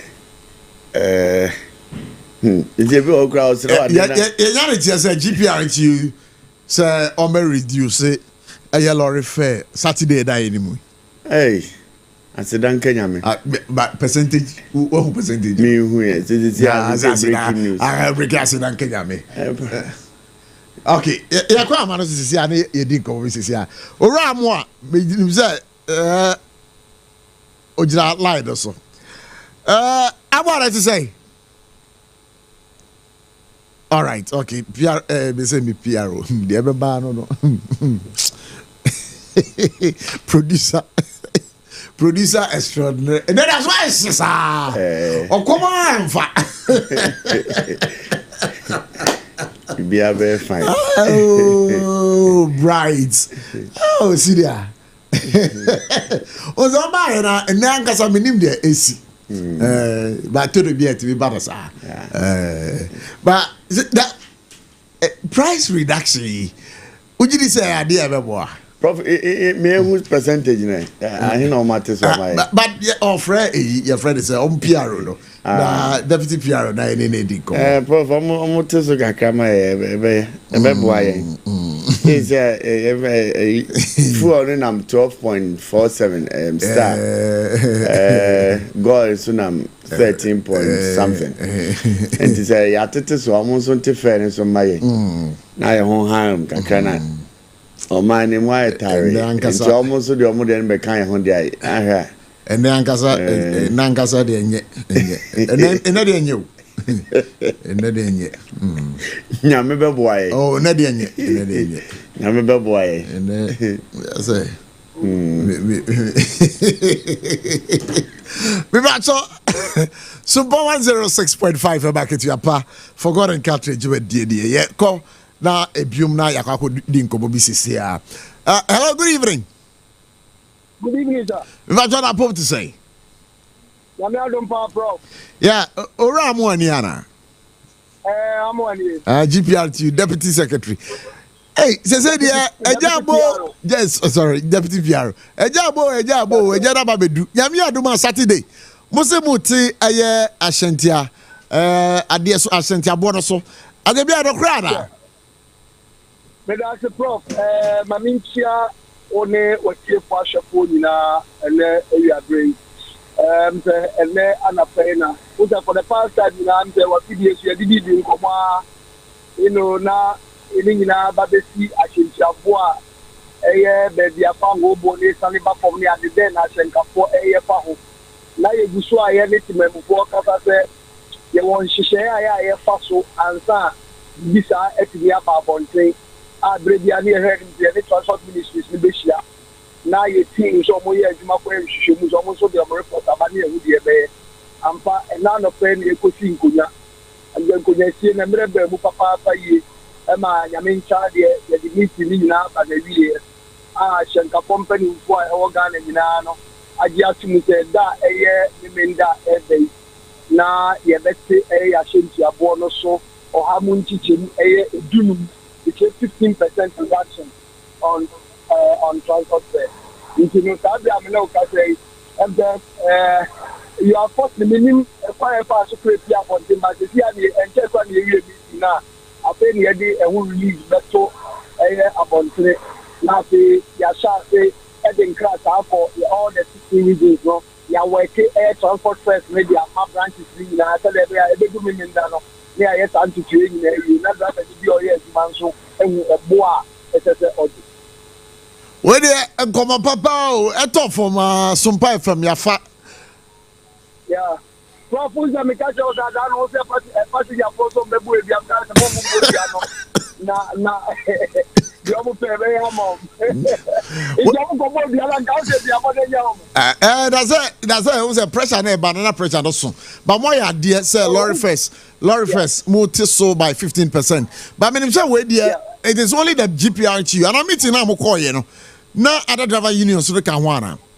Oh, meeting I call GPR Chumpany for GRTCC for concern for movie. True driver, ya be man in Crawford Swombi. Committed drivers, Charles Danson in Crawford Swombi. In terms of I think a folk who are organ and you are penny for the Ecosia, maybe I am not for Benco. Young company say, Obi and also be better so, Obi on so. Now, when you croak the John dear, I said, well, Mudia, Mitibuswa, Adam is Roka Crow, because young Shay, the fool, and yes, a sack on him, Crabia, Moravasa, I shan't have walked more by 30% too. Many are also my main way. Yeah, three and one marbon say, and Mecasa. At least for the past 5 years, I passenger for we are so say entry lorry person yeah catch almost you want in share yeah faso yeah pet yeah better pray and walk to an among yeah chileno yeah so to say I so there be shishemu to I need ya na be sir yeah shishemu ni tima another committee yeah the demand show monta ma ko yeah shishemu percentage is about component national admin no my due diligence as Abre together with the transport ministries, our minister Lanka Council Estimubi, my Yinano for Benkum, Kenya, and Sacradia, Betiaba, let me know to be a Cathy so. Akasa Katama for the Edema, it will catch a GPRQ. I can be printed that I am women there, I think you are more a 15%. When you ever ask around one say, what in Coboy area dying a chief for Yamin Shramo, now you say Kiana King, Saturday, me took one idea. Me Lorry Fair, no, say 15% to them, me tear from. You better say, yeah, that's it. Why? Now, that man, I'll be here. Prof, me and empty a good to see all the examination. Yeah, that's it. Mate. The National Deputy PRO for GPRT, that is a breaking news. Let's just say Saturday day anyway. I shan't have bought idea 1 so by 15%. By so Sompa na Kantanka. I said the radio station be Fabian credit. I'm credit. You don't must senior bright 15%. Right, everybody say I don't say. But tell me put here. Was I not far with what it becomes producers Oba. Oh, what are you to say? Bakobra. Hey, senior Omari one down. And I do be a mission online. 2 a.m., 3 a.m., 1 a.m. Omari what the end that. Na that crow to my bed. What that the way to talk crow. Oh sir. Oh that the way to talk crow. Hey. I don't know. Hey. Oh, Omari what the hen outy. Incrofo. The answer no be incrofo yasem no. Hen outy. And crying fanati. And crying for Ghana. It's a Ghana. Omari what the hen outy. I watch that. Oh, Debbie, me de beka sementra. Abelimpi. Na for abajo. Jowulu. Da ai manin kan no be se taifa. Ti be bia o to da bia men nam ai asali botwe. Botwe hifa. We got me botwe o na mete. Oh sir. Aye, third gate. Botwe o. Aye. Carpentry shop. Oh sir. And that me fa me yo. Ah, je me. Me be nya akonkon bi e dia. Me so jadi ti samia. Abujafo Mariwa is the former third national vice chairman of the New Patriotic Party. Wabe kansa wa ha yene no ebedi nkomo. Na iso na to na person me bi hu be awo. Anye bia were you affected? Not really. Me de so no muna ye na me se so emuna manko pa bi ante. E jam ko pa basro bi te. Sa ti me ni ti ele me ni da so no na to me se so we de anye no hontai. Ah, sa na kan. Me dua bro bi so ho me ti me se unu se so to ade bi ni mani age. E do krew. Me bi so oh. Abro no so le to ane me abro no efon be hu ane do ejina ye ka. Enti hu se so na to sa do ani age. But we pia bontie ne nkrofo ka tete so ne se nkrofo mi ensan o zahen to na ewu. Oh, but now unconfirmed reports are yenya so far no there. Ebrebro be nipa 4 no because we had a caller calling in from Bonkatamansu area or Ashama area mo. Also chira was allegedly nipa be 6. Now as I say o ma be nipa 3. Nipa 3 ni enye hu omo. So I know the numbers could swell.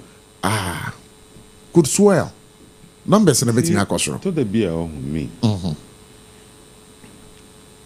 It was same I can say unyamia can say minyawa meyo na wa ma oni adam ho adrua ne se madame ho so afibia so to na fan crofo so to na fan obego hwem na dokro bia won de na chi wanti me nya botra antwa ma nsuo na antwetwe ne wa hwiri ne gotamu so na wadane gone too soon nipa bi mo ho aya na menti omo ase o abotre kakra bia obenya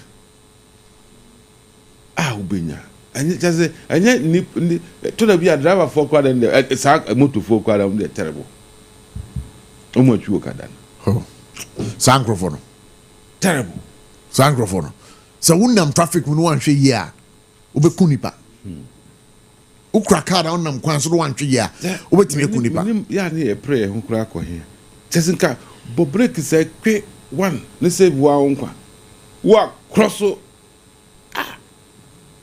ba who sin so yiri pa bridge so ni ahoden say another video bi obi send ma me krama bi anso to na menim so wa hu za video na da bi na minya nwe oh na ro ho sam so krama no nsu afa krama no am fa no krama ba kwa so so na chi ho eno o hiri sin so dem kuchura ne so le ko wo cross ya no jina krama na chi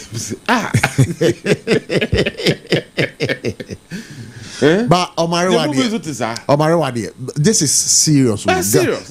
Ghana, especially Accra, and even part of Techiman, minim so mutie. You see to ane yirea, dia esenia mapa. Yeah, apart from the human, the makers saving human life. Yeah. Since we try, you must to be a or try a be that bonnet. Obeko, obeko. Sure. But yeah, won't quite.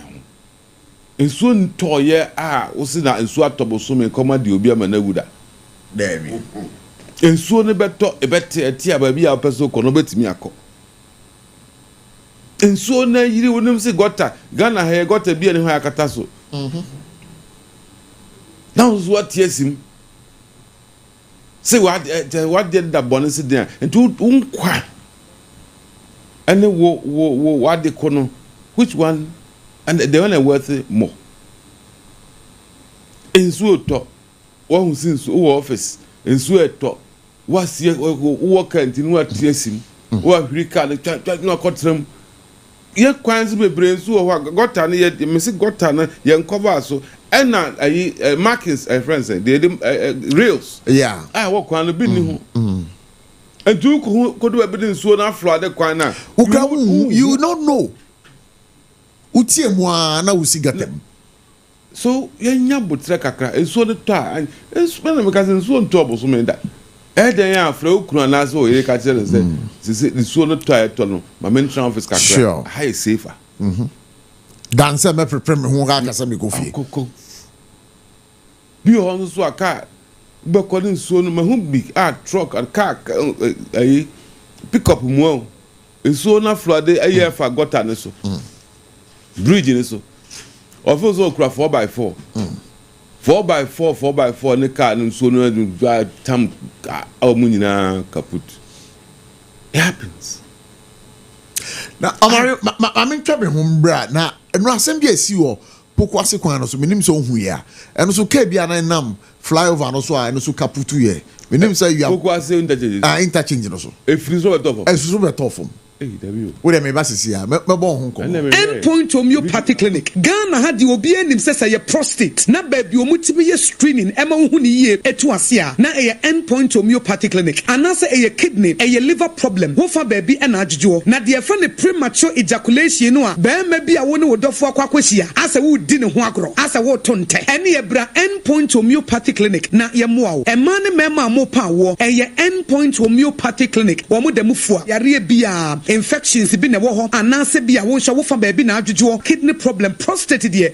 endpoint homeopathic clinic ahenema kokobe kumase ba ko ho eben angel educational complex no na Accra hanso so de wo mu ginamu ankasa e was painted bebre friend share signboard no hudro na obusa sa wo pe endpoint homeopathic clinic obi a ebe kire wo for endpoint e wo 0244867068 and 0274234321 endpoint homeopathic clinic wo mu demufu Hajia special local foods abakade enye aduane ne aduane o ye wa aduane ne ye wa aduane enye nwanwa se Ghana ha ahemfo eyi akese wede na kese party akese se wo pe baabi a wo be serve wo ma wo ho se ye buffet ene wo mo ye se ye local continental dishes a wo bi atwa nani a Hajia special local foods e wo hacho atomic kwan no so ho no de enti e friend local foods ne se enye wo mo ye aduane a na wo mo atentam tomatoes wa pro meko apro jena apro garlic apro no de aye aduane se eya abontine aduane edi yenye ne bisa dabi Hajia suro nyame etinye nwanwa se Ghana ha etitire se ministries agencies akese eyi ahemfo na nanom ahema mo wo mo tenase no wo mo si ye bedidi ye didi eziban ye didi a wo mo se momfra Hajia special local foods efise hono ena aduane no ekoyie Ghana ha ba bia wo mutimi serve Hajia special local food pese wo fra eye 02463599921 02463599921 and answer 05947972115 eye 05947972115 for not with them Techi manufui Electroland abeja near the munamuni amapani nyinanso abo we Thursday ya 10th April 2025 Raya showroom for front e wo Kumasi Techi man kwane so ye dey Roma sorry dino anase backside ne die nimhwe Property was Samsung TCL Media Nasco TV AC fridge gas cooker washing machine deep freezer home theater microwave blender kettle rice cooker any amapapa ka ho nyina na woni mbribi e di kan for back 50 ebenya 15% discount any achede it brabeta de kan ho na senya I go fear. Hey, brand new. No, I didn't tell us who. The friend of Ahumeka hit patch. So what's young? I won't baby. Now they are telling us. And let's see what be Nadu. Bra, we see a pain. And yet, sister and I ask the arena now or the hono. And to the fat on air. Sister J. Ahumeka hit patch. I tell you I ask. Name a few minutes and you're ready. Hey, bra, and the miss me be power. After construction, I not me back and me neck pain. I have a pa. And no, mamma, the papa, and you could see arthritis. Anybody pains. And yet you must say, Ahumeka hit patch. Hey, bra, Ahumeka hit patch. I had my power. The feeling hit to be a bra Mediterranean. I feel pretty a wabi mo. Please not to me cry. I told you so. Say your back pain, waist pain, menstrual cramps, any arthritis and quadia. Use you Ahumeka hit patch. What the herbs and oil. That's a ginger and cinnamon. And I at a phone call Alpha Duo Pharmacy, Origin Chemist, Pharma George Accra, Palace Pharmacy, Accra, Buakwa Pharmacy, Takrad, Knock Chemist, Takrad, and Malarigo Pharmacy, Tamale. The BFL 0599 802297. FDA, Ajijodin Kratuatu. Abusafo Yabua for Enamote Wamonka. On Sompa 106.5 FM for God and Country Market Yapa. Our guest in the studio today is the former third national vice chairman of the New Patriotic Party, Chairman Omari Wadi. Chairman, is that what you? Yeah, major so. Video na can wo. And they tell me na minim say car if you saw the buy and there be every soro. Every soro and ABC. Well, money just on for no monzo we be no say. But that video wey you na fa omo Facebook. I mean say omo. And I send it down. What be e money free soro. Minim say free soro na say na nam form every soro na be bo. Because be at the end dance so can be just say how. But your boy Facebook we metimi akọ no ba. Maybe no so na drive ya. On na drive. We on and not driving. Everything runs on yes, that's only about netting. On any back. No, they can't refuse to receive. Yeah, sure say, be Avina, Nikuna Toka. Nikuna Toka, man. But anyway, I ever done Uncle Pine some money, I'm come fruits to receive from no more any monk. But I didn't know about Accra. Say they be Abochie Accra. Abochie to be with me as a view. But you couldn't have any Abochie. Be beer moo. In Kolaya Bay. You were more twisty, I used to be betting a year. I but so many can't tell me. Number train, yet you man. Some come across some show betting up. And I went to be a man. Sarfo Kantanka and answer. Safari answer. I said we become ourselves Western and I say who can't get immediate to your home. Sat me the Ken TB. Not Sompa. Nam Safi de make Funukra. Only I know. But what sir? Before we go to but mammy, sir, flooding issues. See, okay. I feel be a ba. Now I remember say, your horn. Now they them say just May, June, July in there. Tembiano, May no bedrupe. Na gotano. Ya start it. Team. What is a Kasiaka your hydro department under Ministry of Works and Housing. Omo ena yes desilting na dia de no. This year minimum some more allocation and budget on best idea. Oh, but the chairman for the Parliamentary Select Committee on Works and Housing, Edin Komone, that action has taken place. No,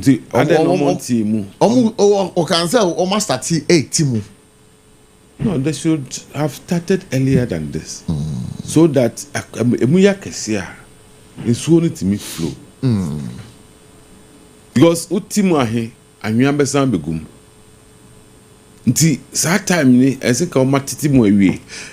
Awaiting the heavy rainfall. But one interesting thing SSC they say omuti got enmu na anwea no obaboa no that's injury and in shoto na say injury gum na just sense ni asan be your friends and the silt yeah your chrome hands so that they were no and sad and unfortunate because you be free so say the machines be buy I'm say friends machines caterpillars drip machines sure na enu say me nim ba bi a asisi And no, that's drip machines in the dear. Sir, SEC the various assemblies. There's so much training nephew. How much training in every? There's so much to train people. I mean, now I'm saying at the big or 2 columns, so some Kumasio Ben. Sir. Yes, I'm Mukochi or more. Me producer the number we not frame and why. I mean, bisa one of the DCs, and I mean, he say. Na machines na kasa me say. Me bisa one of the DCs. SEC why? Adena excavators come. Excavators that they got them. A load, a back load, friends, a back load that was never the payloader. The back on a Timmy Peja and why are the assemblies not using them? The CFA, the great dynamo, the trick the track quite access, but machines, no, is assemblies, no, use. Currently, the first thing I say, this phone, say this is why are they? I don't know, more Sherman crop for bread. The machines, you see why they declare Jumana, every man come man for one tom. Why? Mintiase. And I ask them no. Mintiase.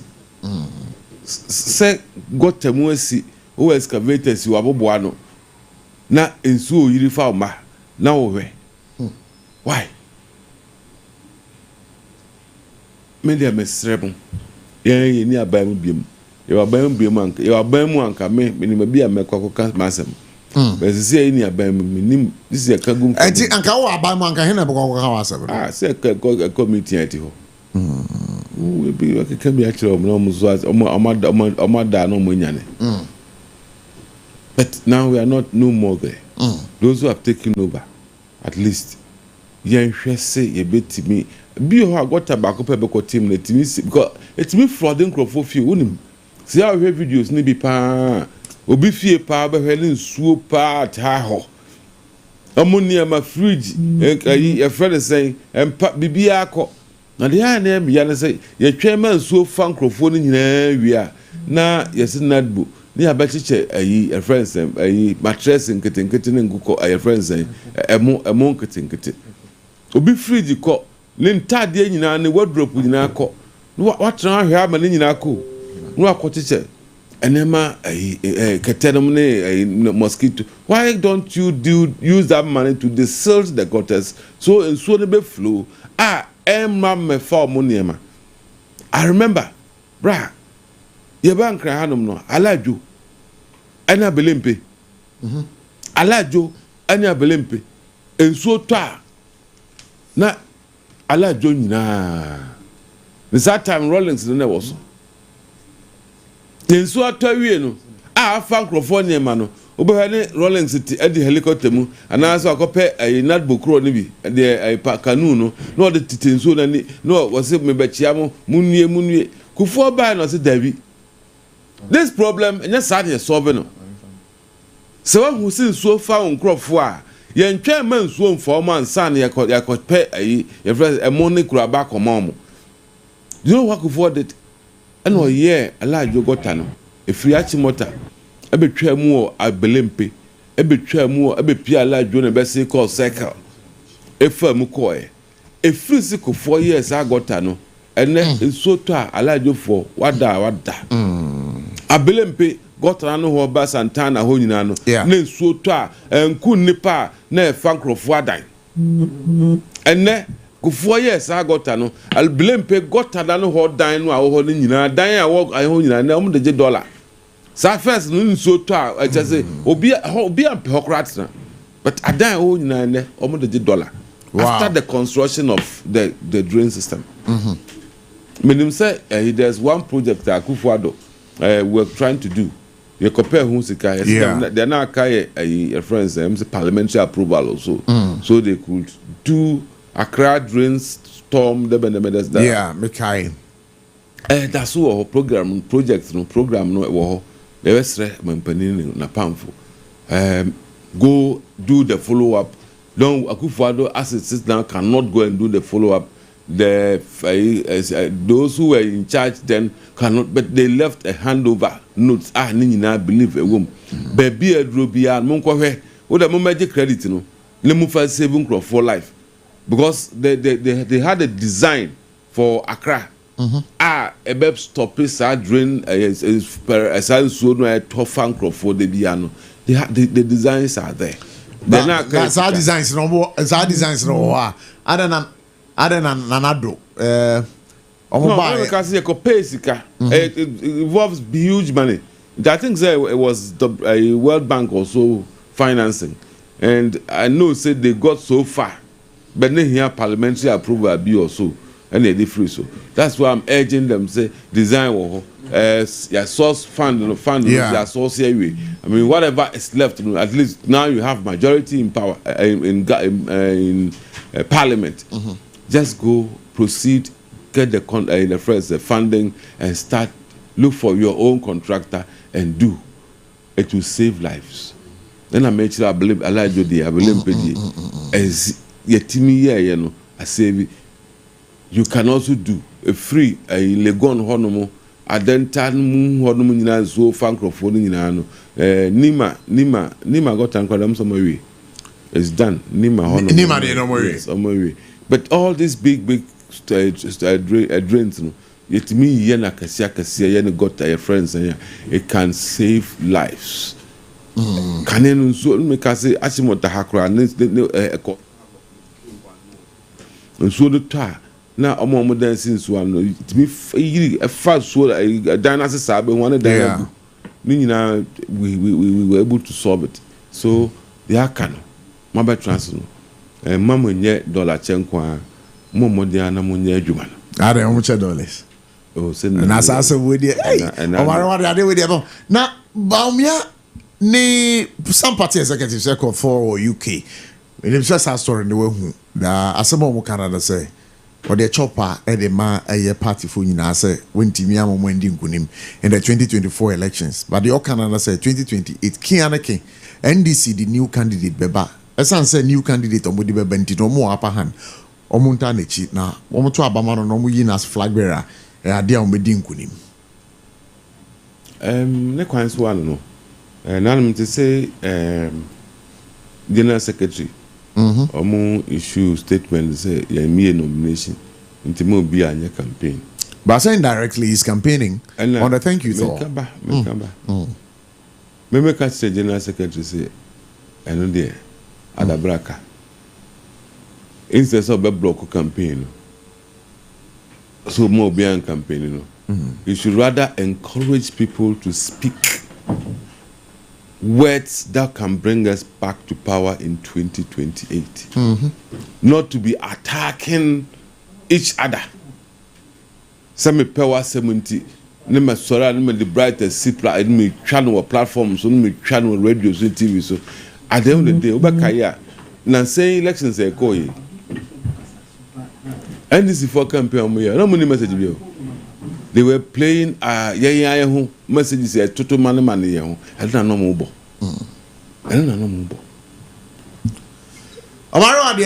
so mommy just 1 minute na me Honorable J. Mensa, the mayor for Fechiman. Na yene ni din komo. Honorable na saying. Nyame adawro maboko. Fechiman boko de. Nyame adum boni bi ene. Yama trinkwa say we are mayor of Fechiman. Medase. Joe. But you are live on Sompa FM Accra, live on Sompa FM Takwa, live on Sompa FM Fechiman, and again you are on YouTube, you are on Facebook. Now you bisa say drip machines na. Mobile 2 year. Say drip machines na ewe Oh, minia man yedi kan menchi ati tu nyina. Frisa Sompa de. Ohwa ne Ghana fo ne mokasa. Sure. Kwa so ne Ghana fo nyina ati. Sure. Nti anyumiri semene Sompa fo kasa na mene ati fo nyina ya yisida. Sure. Drip machines no. Ni nyina ewo assembly ha. Ewo assembly ho. Yes. Yeah, better say because we wanted to ascertain. Machines na sisi wo mfa nya hwe ya na mo de ye adwuma. Kwabra. Yes. Yedi adwuma. Mo de ye adwuma. Adwuma ben na mo de ye. Last week. Well, say you buy and cherry. Sure. Be me chere wa adwuma yedi ye ni. Last week the drip machines previous administration no procure ɔmode agya samedi yɛde kɔyɛ adwuma ɛwɔ Techiman market kwabana wode wonim Techiman market paa sure Techiman market wahu sɛ baabi a aburofoɔ elodu aburo bebrebe no ensuo etotɔɛ no wɔde sɛ na nsuo atɔ paa ntina ma hɔnom ayɛ mmerɛ nti wɔn belodu wɔn aburo wɔn lodu bayerɛ na cars no amemem fam enti yɛde drip machines no ɛkɔsa aboɔ na ibigu saa area no nyinaa yɛde ne yɛtetefoɔ na awiabɔ no yɛde fa so nyinaa kama ɛma itintim fam ama ne drivers ya ɛna ɔmo tɔ aburu ɔmo tɔn aburu ɔmo nyinaa ni agye sɛ sisi no hɔ ayɛ kama sɛbe na amanfoɔ koraa ɔmo bedi ɔmo ne namatekyi mu ɔmo mpaboa atete ne yɛkeka na yɛde aboɔ kɔkɔɔ no gu fam hɔ na yɛde awiabɔ no fa so no hɔnom ayɛ sɛ sɛbe kootaa so okay na mame mbisa o nsuo tɔ yi anya bia no nsu yiri no ade a bi esi wɔ Techiman ana kwabana wadi tu ase Techiman de nyame ncha de nananom mo ba chichiri kuru no ɔmo kyekere no wɔ bepɔ so ti wo hwɛ Techiman kuru ɛda bepɔ so nti nsuo tɔ a in fact saa de a okay wa Accra ne other areas no Techiman de wɔyɛ yintumi experience bi but unfortunate situation mɛteɛ ne sɛ Accra baako bi a ɔtɔ gata mu ɔno deɛ anyi ti wayi nyame dia ɛwɔ Techiman ɛwɔ Techiman ne me pɛ ma kyerɛ ne sɛ me ba to nyabotre ma me nyabotre we are interested ɛda bɛn na esi yɛ ayɛ sɛ bɛyɛ sɛ 1 week ne bɛyɛ 1 week ne na ɛhefa na esi yɛ ayɛ sɛ Sansama area Techiman Sansaman area ne wɔm ni sɛ kwabana sɛ ne Techiman no da bepɔ so no education kakra na yɛmepɛ sɛ mede ma amafoɔ no sɛ Techiman no gu bepɔ so enti sɛ nsuo tɔ koraa na antɔ kɛse a ɛyɛ a runoff no na yɛfrɛ no sa ana wɔhyɛ nti na yɛmɛsɛ awɔbaatare awofo even panyin koraa sɛ nsuo tɔ Techiman na woyɛ least mistake na sɛ wopatiri tɔ gata mu a nsuo no wobɛkɔ because tekuro no gu bepɔ so no si papapapapapapa nti woyɛ I quite remember akora bi a na nsuo atɔ no awie ɛwɔ Zongo na o agorɔ na ne mpaboa atɔ nsuo mu na akora ketewa onim hwee so na tɔ wie o ɛna ɔyɛ sɛ wɔsi gata no mu na wayi mpaboa finally yɛkɔkɔ yi akora no next day ɛwɔ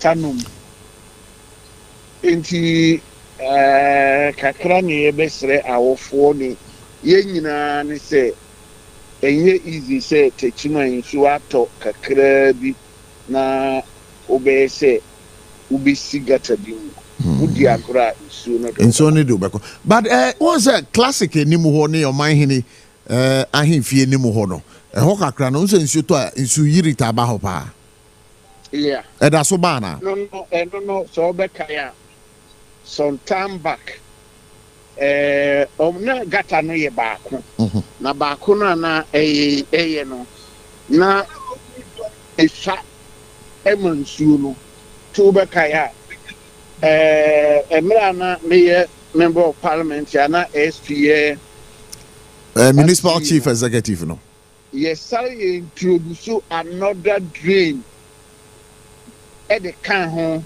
ama say drains no aye double. Minim say ehɔ no ankasa Honorable Martin J. Kosa, former local government minister. Ono so bae no. I'm so your drains ni bi kan ho. Yeah. And she says, no dear, we are yet to see say September rains, you know. Eto na say young experience any form of overflow there. Now if you say your problem no permanently so way. But so far they so that kind of overflow na fa Lord crime who be you know. I don't think say e besara okay di. Honorable J. Mensa my nase say oni yen din komo. Nyame enhira.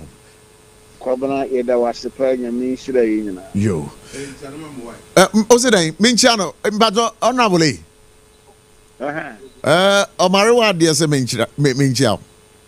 Hey. Sama o mane wa de. What menchia Kano pa hot FM. O kane pa hot FM. Bia na menunu mi yesia hot FM. Mbajo Omare channel.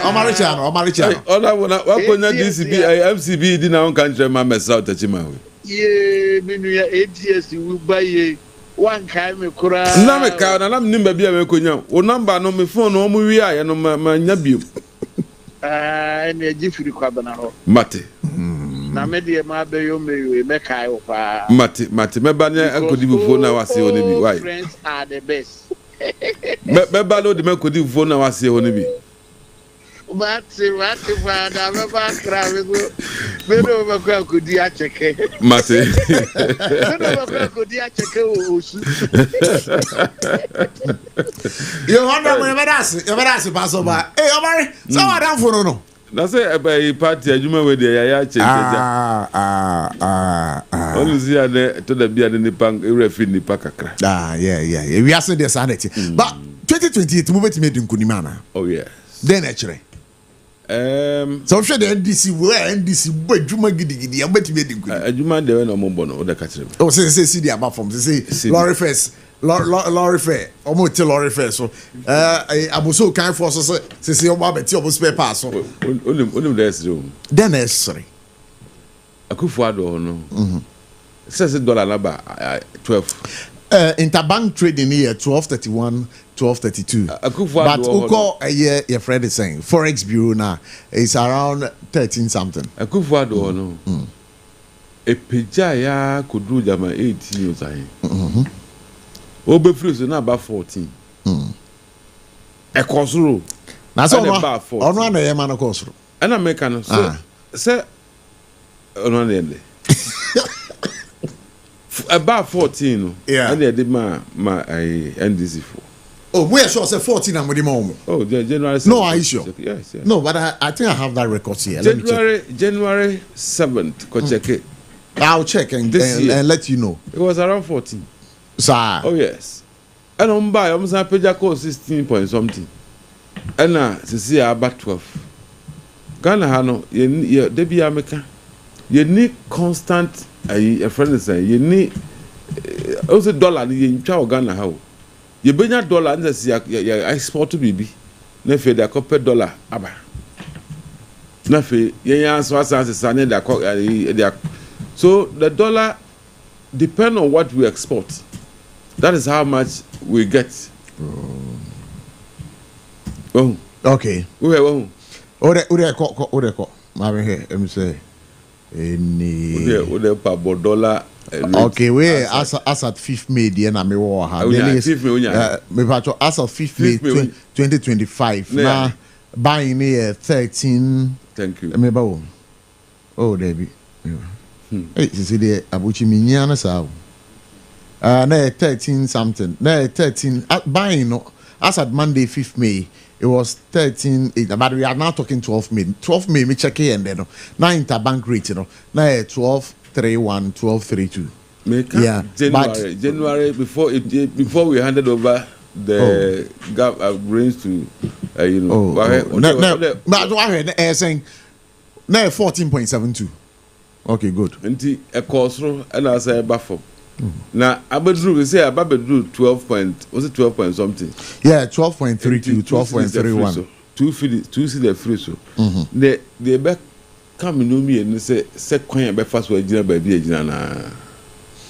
sustaining it, you know. Sustaining. Any problem? Me na make a trouble. See, but you know from there, easy. But Gina baby, Gina no any problem. And that sir, dollar no a cost from so have business people, yeah, you can't plan. Because they say no, but I remain trying no so. They say na as I do na nkasa no forex na crowd omo nto bi o. Omo de omo sika no to gold na edito. And I mean, my cousin, that is the best way for government to create. So, 1 kilo, nibu only $10,000. No total. No crowd gold. No bu no crowd cost. I was saying, than to buy the dollar and keep. $2 keep. When I said drop people, waboka. Obi a dollar biya net deserve. Because gold credits, they say they appreciate it. They say ufa an ounce.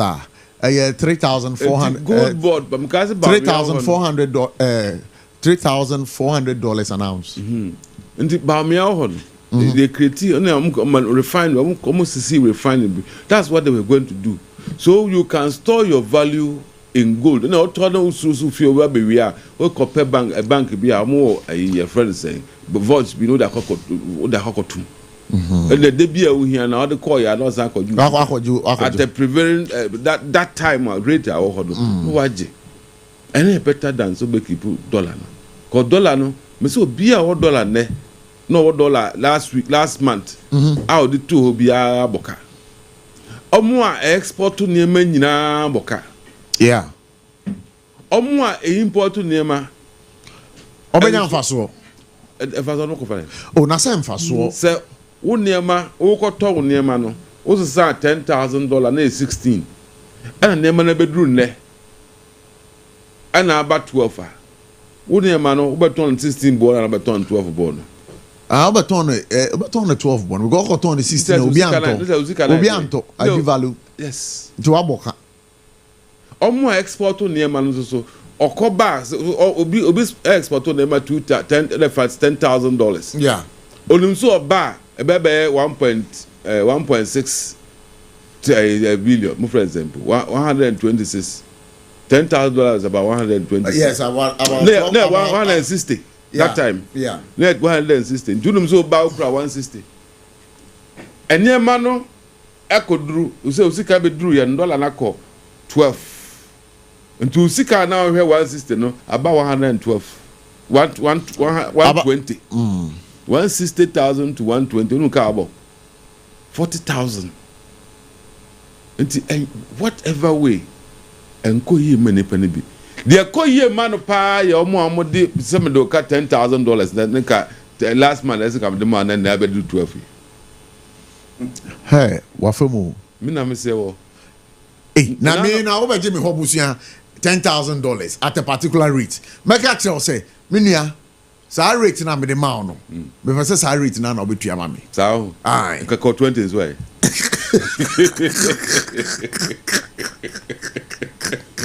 O ma ro ade. Ka 20 ka 16 na. Me na say ya ho na madam fu be beto me car. Yeah. And ja no osin sika nso na aka $20,000. $20,000. I got $20,000. That was about now cover $350,000. $350,000 Ghana cedis. I'm sorry. $1 ne be. You go Ghana dollar into me. No, so me man 1 month by the end of this month. Me say a weekend there na me call no me say inquiry because me catch me said okase o mam 320 na mani age but yen convert it into cedis the sign agreement. Dollars. Any sign agreement so dollar value. I come in man na one. Hey, dollar value. And that's what boka. Me na Mr. Wo. I free 16 point number 12 point. They say weekend na me go transit scratch. A can another down near 360. A 50 then $20,000. Wow. We have come to some kind of agreement, but still. Aboka. Still. But dollar never for man. A yema in power. As of mine. What am I? Oh, yeah, mine. Ghana bank, no problem. The problem in there. When go cocoa bo. Oh, cocoa, they say it's about say you got $200. Yeah. Mba. Uh-huh. Say you to I go cocoa mu equal 330 oh 3,100. And then this was some but to 6,000. On the 16, 17 rate in a work here. And now about 12, 3,000 cry on Batiso. Now there we remember Moncotico. Oh, that's a cocoa. I remember the last time listening to Randy Abbey, chief executive officer, no, acting chief executive, or kind of say the buying price na idea o me page am for. And I'm say dollar na drop. Say I'm cotton dollar. Say me ka do say omo export bia so aboka. No, kon na adwen nyina say okọ $1 bi obenya 16. Say okọ ofa cocoa de kwa okoton $1 and $10,000 na onya 12. Na 12 no. Na ye di ka ma 3. Now so they costs. What ko fa ever? Enti esi another say atwetwero mo. Ada so messenger $1 na kosro. No matimi agina ba bia cocoa bo ni gina. Ah, na betimi asa. Ana so mbe kote cocoa kwofo cocoa no so. Na wo dem ye mema mu konko ketere mu kro frozen techiman. Ah, techiman. Techiman kro mu ndia cocoa. Omu ko central west hodom. No nka tell am say cocoa bo ni $1 ba for mu ti ye ti cocoa so. Ombeti omoyi. But back to Dr. Baomi Asem no. And of course NPP wait made in 2028. Of course. Looking at how things are going. What's the dollar number for me? Interestingly, unfortunately for you and I, Ghana nipa hino di dollar. But for the record, so my fan to just the world marketing price for gold, you know, $3,400 per an ounce, and a cocoa so $10,000 per ton. Okay, so. Now, $10,000 per ton. Ghana had 1 ton. Ghana had the price of a ton, but so I how know many bags there 1 ton. Oh, that test been out in Bekwi.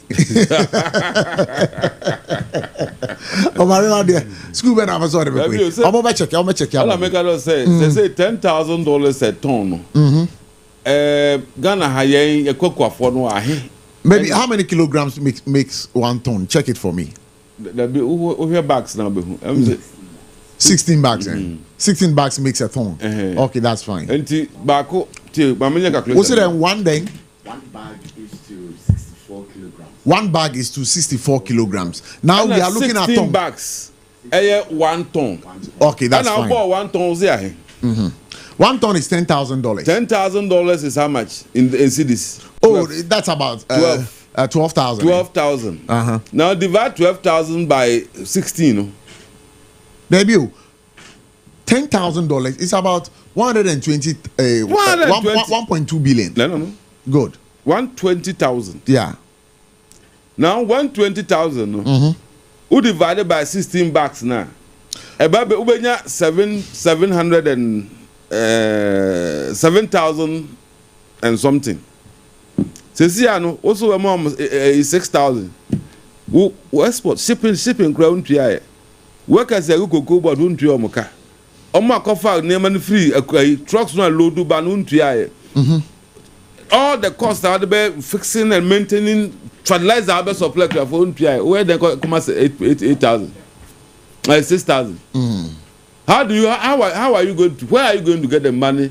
So let's do that calculation again. But we have 16 bags making 1 ton, and 1 bag is 64 kilograms. 1 metric ton, that's about 1 metric ton, that's about 1,000 kg. Okay, and you know. Yeah, the bag neto. Ghana. Okay. 1 bag. See, I currently at 3,100. 3,100. Now your cotton abroach there is 7,000. 7,000 no, and I buy profit. You never be the yellow cocoa rose and that 7,000 no more. And do that cocoa. A friend is saying, said cocoa no boy cost you any idea. Utik workers a cocoa can afford their 1,000, 3,100 no free. They are kind of buying the tree cocoa board for and the tree be free. I do patch say. And to say, oh, patch say. A bona NDC forecast on the cocoa afford. It's not realistic. I see. Atonsu. Omari. No, say cocoa do $1 na gina 16 wa. And as well 14 16 or 16. So Ejuma just say dollar ne eba from no. The cocoa board no. Omu nimu ana. Omu na omele nkom kwachi na ho. Aban so person dey tree momome samamo friends momome or they just fans into a watwe aba from. Ana sesia no abe sa akosoro. Sa glory ayeji. Where omso mbeti petrol so. Akufu adeko ne dollar oil price no ne nam 90. And then about 40 almost 50 the 60. It's about 60. Yes. International price no yati so. International rate no aba form. And omo dey chumbo say omo petrol so see any am yebeti ayi so. But Omaro Wade is good for us as a nation. But you need measures be a dey gina ho say. And na make say the buwa ne say aban be manage e be maintain e be stabilize e cost ra hardwing e ba form a ho so anti stability no eno na aban say so ye the oma ko propaganda onum say I mention that the entire dollar no dollar na ba form be brain no there be we can say US trade tariffs there I know a constitution just about 9%. Thank you. Mama Choba constitution. Yeah. Onum say ko IMF no. Ghana so factor. No, Ghana you catch the Ghana banks don't spend more than 6 million every week. Yeah. And every week the Bank of Ghana releases 6 million into the system. See ano omo hwe nesa. And no person mo twi ade ne ba form. Say Samuel Jemfi who for us Gold Board. Thank you. Gold Board budget call by Parliament this year no. Omo here no so omo twa 279 million 300 mubako. And dollars so they gave the dollars to Gold Board. And a Gold Board say alonso ko to gold no Ghana had the city and a to gold. And it's dollars na the man no through say omo the Dodge Bank of Ghana for there no.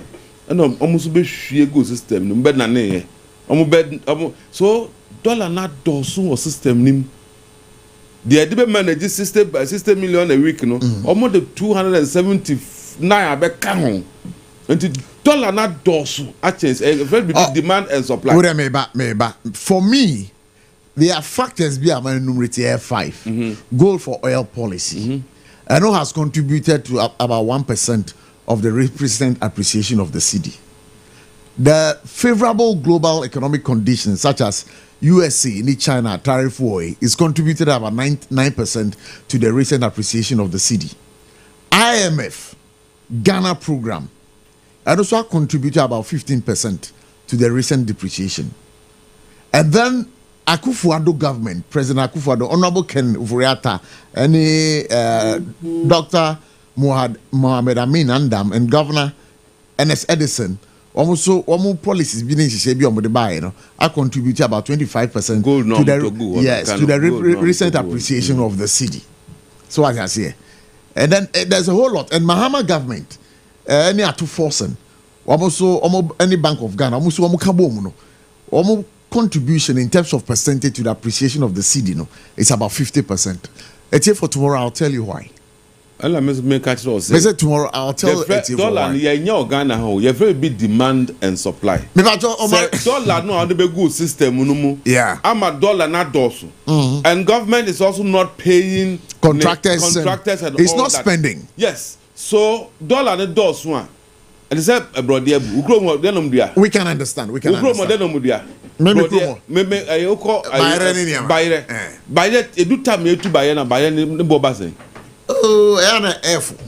But so you are talking about demand and supply. The forces, the market forces. Gold board, more dollars than needed. And the dollar will be a crop as well.